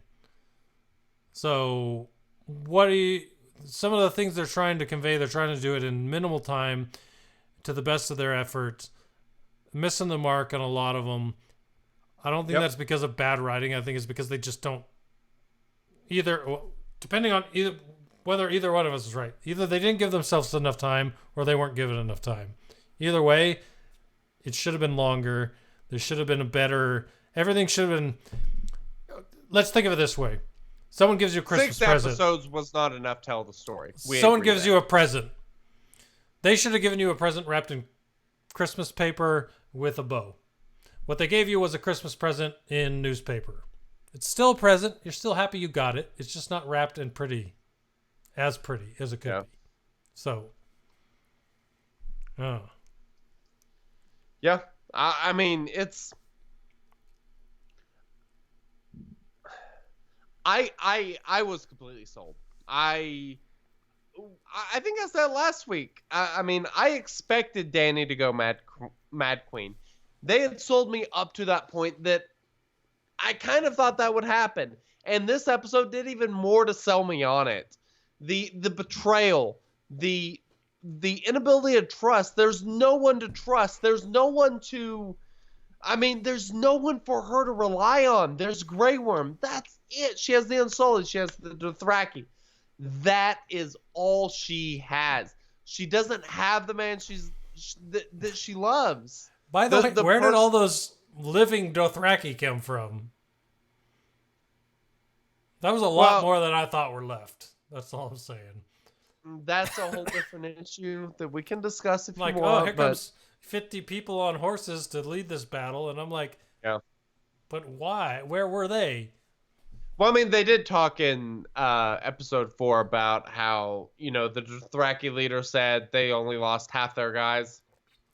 I mean, come on. Like, we ain't buying that shit, but whatever. So, who the hell knows? But anyway, so Danny does, in fact, either way, she does. She loses it. She goes crazy. Whether you buy it or not, I think they did enough to sell me on it. I mean, I know they did enough to sell me on it.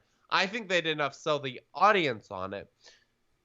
Just in a moment of weakness, like, do you do what you have to do to keep the throne? It's... If she doesn't burn the city to the ground, Jon's going to be king. No one's going to rule after Danny if she gives mercy, like she said earlier in the episode, mercy to the future generations. What future generations? The future generations of Dothraki? Because the Unsullied can't screw anything. I mean, where's the next generation coming from? It's gonna be a whole generation of Dothraki because you burned everyone. I don't know. What's the name of the lady that admitted this season that she poisoned Joffrey? Wasn't this season? That was a while back. Or was it the end of last season? I don't know. You know what I'm talking about. A long time ago. It was like season 5 or some shit. No, that was last season. It was Jamie was with her and poisoned her to kill her, and while she was dying. Yeah. Because it was in either this season or the last few of last season. Olenna Tyrell. So anyways. Yeah. Where was I going with this? I have no idea where you're going with this. Lost it. That's all right. Oh, no. Have you seen the meme? Okay. Remember when this season, when Daenerys was talking to Olenna Tyrell, she's like, I refuse to be the Queen of Ashes. And it's like, oh, well, I guess you were lying there. Well, I mean, this was something we talked about last week, actually, that brought up was the scene that Dany had back in, I think, season 1 or 2, where she has the vision of the Iron Throne and what we think is snow or ash. There was somebody that posted on Reddit that there was a scene that actually showed icicles, indicating that it was in fact snow, but as it turned out to be ashes. Basically you're saying that, she'd envisioned this. Bran that sounds stupid. Bran had seen the dragon flying over King's Landing. This stuff had all been very clearly foreshadowed, very clearly evident about what was going to happen. And it's, like Chameleon mentions in the live chat, are you a sheep or a dragon? I mean, Dany knows she's a dragon. Be a dragon. That's what she's been told by her advisors constantly. Be a dragon. You know what dragons do? They destroy effing everything. And that's what she did. I don't know if I think you're assuming a lot about dragons. I've never met one. I don't know if that's their true nature. I know that's the stories that have been told. but we all know stories are not always true. So, Yeah, I think dragons destroy shit. I think that's a safe assumption. We'll go with that. So, all right. So, my pet peeve of the episode. I hated everything to do with Jaime Lannister until I thought about something. And it made a lot more of it make sense and made me be okay with it, except for one thing. Why, oh why, did they do the stupid scene with Jaime and Euron? I don't care to see Jaime and Euron fight. I don't even care about Euron at all. Let him die on the freaking Iron Fleet out in the middle of the ocean. He just magically swims up right as the time that Jaime's passing by. Come the hell on. That whole fight scene was stupid and should have been removed from the show. Awful, awful, awful. You want to bitch about bad writing? That's bad writing. Writing about something that no one cares about, that doesn't make any sense, that also doesn't satisfactorily conclude anyone's storylines. Well, Euron died, so that made me happy. Scene, he should have died on the boat. The only thing that made me happy about that... They gave him a better death than Cersei. Think about that. The only thing I liked about Euron dying was his final line, "I'm the man that killed Jaime Lannister." That is very Euron. I mean, that, as far as the character, like, they sold me on the character there, but shouldn't have happened. It's so dumb. I hated that scene so much. That was really the only scene where and then the best part is, this is so unbelievable. I killed the Kingslayer, blah blah blah, and it's like he's on his feet walking to go find Cersei. You don't even know that he's dead. And like, I understand 2 knife shots to the gut, and probably a good indication that he's going to die. But he's up, he's moving. It was like he in the side. There were squishy spots on the side you could get stabbed and kind of be. No, I'm not saying he was for sure dead. The funny part to me is like he died thinking he was the Kingslayer, and what actually killed the Kingslayer was not him. Yep. So. All right, so carrying on with the Jaime stuff, I hated that scene with Euron so much. The stuff with Tyrion was unbelievable, so good, some of the best. And, you know, we're so pissed at Jaime for leaving Brienne to go back to Cersei. But I didn't buy it. I should have. I forget. What do you expect him to do? Tyrion? Here's the question. I think he goes and finds the rings, finds the letter that didn't burn because put it in a fire in a cup that closed, so it didn't actually burn. And he's gonna do what Varys was doing. Who? Jaime? Tyrion. You just asked me what Tyrion was gonna do. Oh, I said Tyrion. I meant Jaime.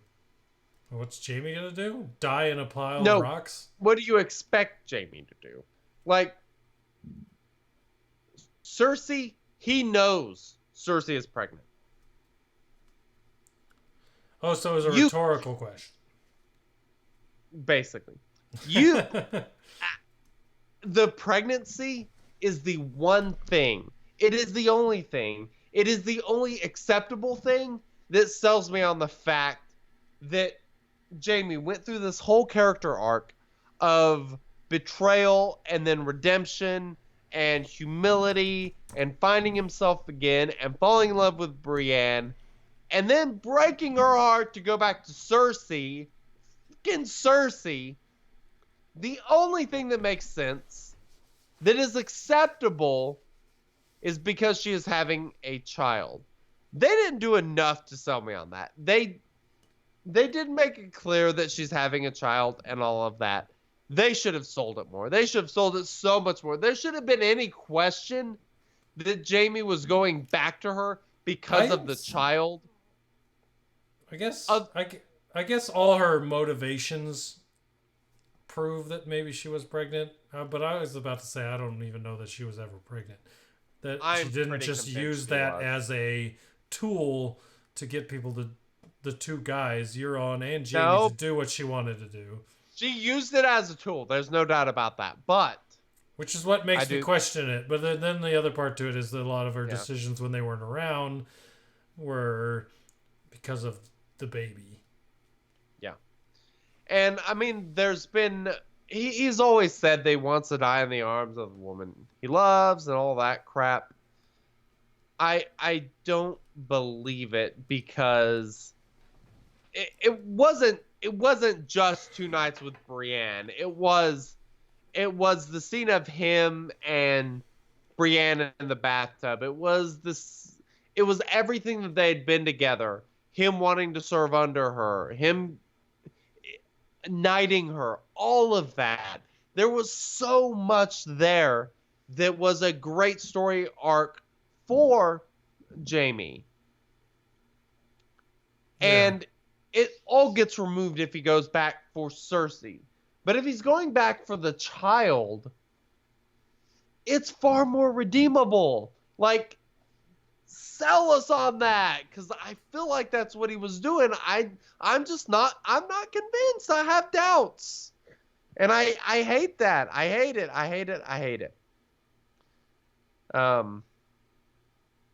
And yeah, maybe Jamie's just that guy. I don't know. Disappointing. You have anything else to say about Jamie and that? Just that the death after, all these All right. seasons wasn't enough. I really thought we were gonna get something with Cersei where somebody hacks her head off, she gets executed, she gets put on trial, something. Hound should have just stabbed her as she walked by. I didn't have a problem with it. No, I didn't either. I'm just saying that would have been better than what happened. Because then at that point we would have had two ridiculously awesome deaths. But like right in a row. I think that's what's so good about the way she died is the fact that it was kind of believable. The fact that she's trying to escape and then gets smashed, like, I mean, it was believable. It's just not what I wanted. Like, I wanted to see Cersei pay, but alas. But here's the other part to that. it. Look at it from the other side. Such a horrible person died under a pile of rocks. That's You fair. would think that, you're so big and badass, put it on display for the whole world to see or make it so gruesome and whatever. No, guess what? Your death was so meaningless. Not meaningless, but just so... The way it happened was just so bad. Look at you. Here's the question. Who's worse, Dany or Cersei? What, as a person? At this point, yeah. Well, I didn't know anyone in King's Landing, so I don't have a ton of sadness for them. So. That's true. And, I think that's what I actually liked about the way Cersei and Jamie died is, the fact that they didn't get that closure that you wanted. I'll say this. They did a very, very good job of trying to make what I just said actually happen by using Arya. Basically, all the scenes with Arya were to show all of these people are dying. All these people are just dying in the crossfire, not knowing why, and just here they are. And they use Arya, and Arya almost dying, or not being sure that Arya was going to live, to make you feel for the innocent people of King's Landing that were dying. that was the point of all of that, I believe. And it was amazing. It was awesome to watch. It still didn't happen because to me it was just like, okay, these people are innocent. They shouldn't be dying. Okay, but the story's about the main characters. What does that do for you? So, but all those scenes with Arya were awesome. And I think that's why they did them. So let's move into the Clegane Bowl. Well, leading up to the Clegane Bowl, the Okay, scene so him of and Arya. Arya, the scene of him and the Hound and Arya, just before they split paths. Literally, what I love. Literally, the only person who could say this to her, and it 100%. resonate. Yep. The only person. Yep. Lived his entire life looking for revenge against his brother. Yep. Tells her, who's still young, if you do this, you're going to end up like me. And I'm telling you, you don't want to be like me. And then her realizing, hey, and like you could see it on her face. It almost looked like she was going to tear up and cry, turning around and deciding, hey, I'm not going to follow him there. I'm not going to do this. And then thanks. I thought it was so awesome. Her call, hey, Sandor, calling him by his name and turning around. I mean, has anyone called him Sandor? That is why it hit, right? That's why it hits you. You're nobody. Like, nobody calls him that, and he calls her that. She calls him that, and he turns around to it. And that's when she thanks him and then books it. And that whole scene was amazing to me. So good. Her walking and him grabbing her by the arm. You know, most people don't like to be grabbed and the things like this. And she just, she wasn't mad. She just turned to listen to him. Because almost as if she knew that they were similar in a way. They were on the same path. And he told her, don't do this. And this is the story of revenge. I mean, the way they cut the scenes between him and Arya, you see the two paths of revenge. You see the redemption route of Arya going through and surviving hell and fire and fighting through all that to survive versus Sandor, who goes to the goal, the revenge, only to have to kill yourself to get that end goal. And it is just that whole end. If you want to bitch about the Scorpions, I think you're wrong. If you want to bitch about there not being enough to convince you that Dany has gone crazy, I can't disagree as much as I wish I could. But if this doesn't sell you, I don't know what to tell you. I don't know. This was classic Game of Thrones. The dichotomy between your decisions and where decisions end up leading you and taking you, and consequences, and the stuff with Arya trying to save the girl, takes them out of a building because it's the only way to survive, only for them to end up getting killed. And God, it was all so good. This was one of my favorite episodes. Maybe not my favorite episode of Game of Thrones, period.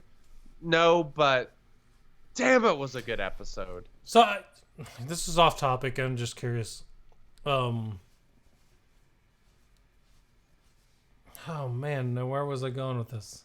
I have no idea. That's a great question. Where do you think you were going? I was thinking of a quiz that I took earlier about all of Game of Thrones. Okay. And while you're thinking about that... Oh, okay. So the question became best revenge. And okay. No, it wasn't the best revenge one. I'll get back to you. I'm trying to remember. All right. So I don't know if you guys saw this, but on Reddit there was a video. The part where the bells start ringing and you see Tyrion look up at the bells. Somebody took that and played Hell's Bells by AC/DC over it. It's so good. That's awesome. It is absolutely amazing. I don't remember if I posted it in, our Game of Thrones chat on Discord, discord.me/shadowedorder, but if I didn't, I will, because it's so good. It is just the way things line up is brilliant.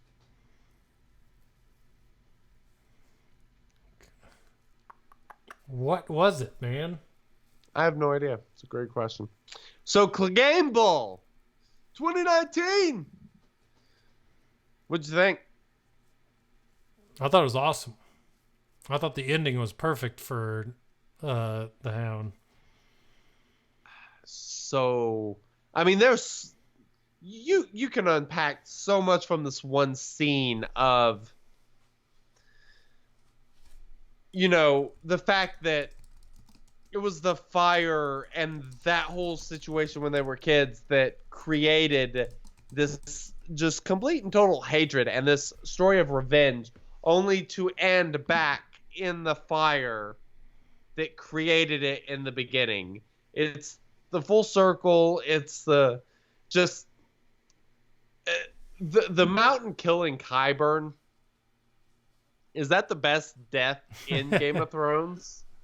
That was listed in the quiz I was talking about. It was a bunch of Twitter polls, and one of the Twitter polls was most epic death, and he was listed as one, and I think he was the leading vote getter because it was just like,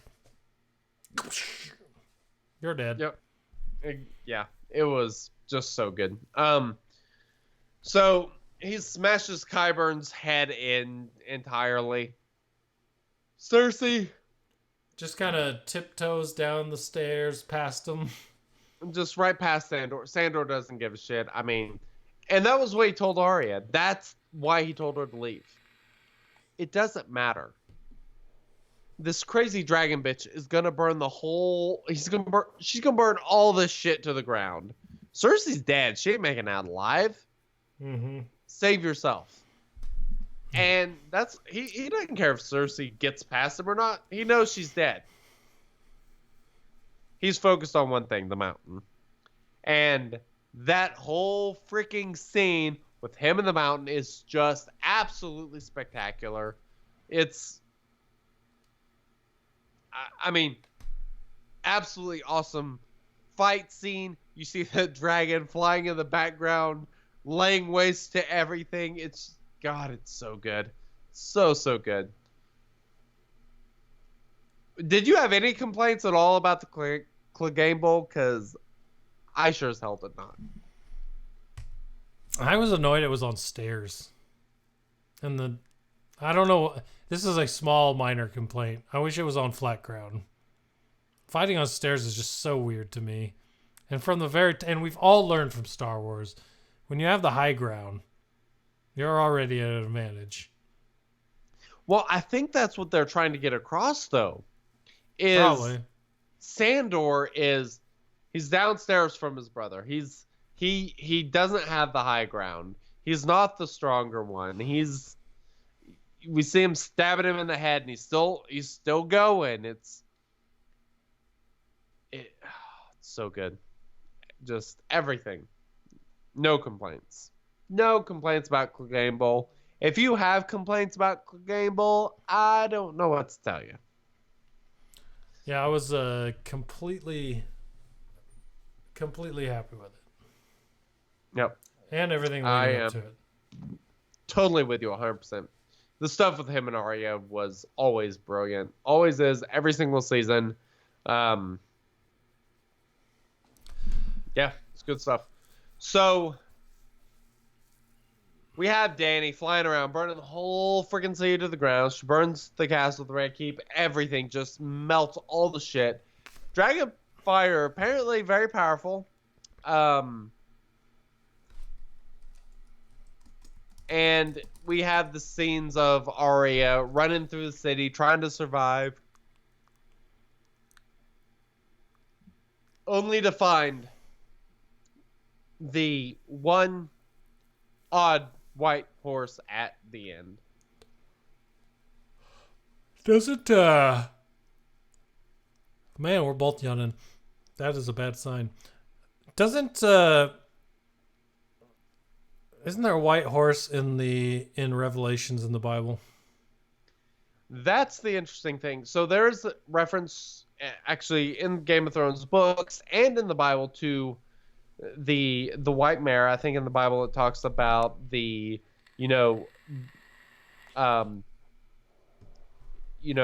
it's basically talking about the four horses of the apocalypse and death, behind the horse follows death. I can't remember exactly how it's worded, but here it is. Basically. I looked and behold a white horse, and he who sat on it had a bow and a crown given to him, and he went out conquering and to conquer. Based on the above, or that's the passage. Basically, it refers to conquest. Says something about the death following, right? Mm-hmm. Yeah, I'm trying to find the actual.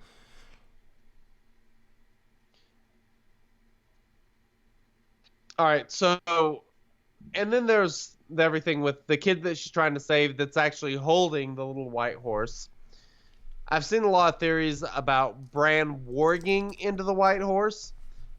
There was something in this episode I kept planning on trying to find time to go back and watch, but I swear to God, there were crows at one point that took off flying from inside the city.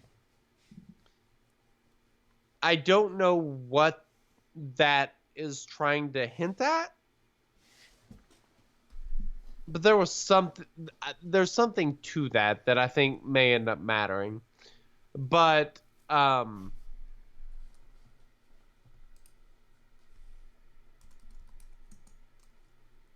so I'm trying to find the quote from the books regarding the white horse, and it's basically about Dany's fate, as far as the white mare coming, and I mean, I ain't gonna lie, I think Arya is about to kill Dany. What do you think?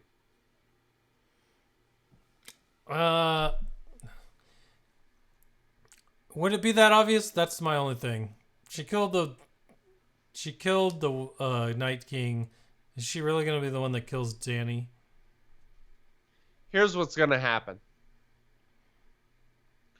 John is here's going to get... Here's that quote. You find it? Okay. Revelation 6:8. I looked in there, and before me was a pale horse. Its rider's name was Death, and hell followed close behind him. They were given power over the fourth of earth to kill, sword, famine, and plague, and by the wild beasts of the earth. He was death, and hell followed behind him. Well, we'll see how this turns out. But I am totally expecting that Arya will kill Dany. I think that these are my predictions for episode 6. Dany is going to execute Jon Snow for treason. She is going to burn him, at which he will be left standing because the Lord of Lights, who brought him back from the dead, says that he is not done. He will survive the dragon flames. Arya will kill Daenerys Targaryen as an Unsullied, as a Dothraki, something along those lines. As Grey Worm, who she killed earlier. Ooh, maybe. And Jon will not take up the crown. The city is destroyed. The 7 kingdoms will split. And there will be no more ruler of the 7 kingdoms. Sansa will be Lady Queen of the North. And I think that is where we will end this show. I have no idea what's going to happen. Like, I've seen so many theories, and all of them seem to be possible, but I just want to watch it without any expectations and finish it out and see what happens. Totally fair. And of So- course, we will be back next week to talk about episode 6 of Game of Thrones. Do you have anything else you would like to mention regarding episode number 5? I can't think of anything. I think we covered everything that I was thinking about. My highlights: the Clegane Bowl, obviously. Sandor and Arya. Arya at the end. All the scenes with her trying to dodge the fire, and then basically one of the biggest things I didn't say or talk about was the fact how hard Jon tried to get the Northmen to retreat before it actually happened. I know. That's a good point. Like, he kept telling them to stop, and every time he tried to do his thing and get his guys to stop, he started getting attacked and had to stop his own retreat. And so it just never really happened until finally towards the end there. Yep. So Yeah. interesting. That was tough. We'll see where things land because, Jon's men weren't exactly following his orders, so we will see if we'll get to see how this plays out in episode 6.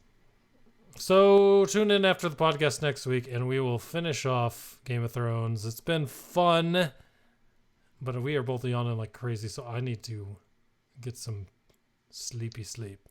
So does this guy. And we will catch you guys next week. All right, later everyone. Enjoy the finale.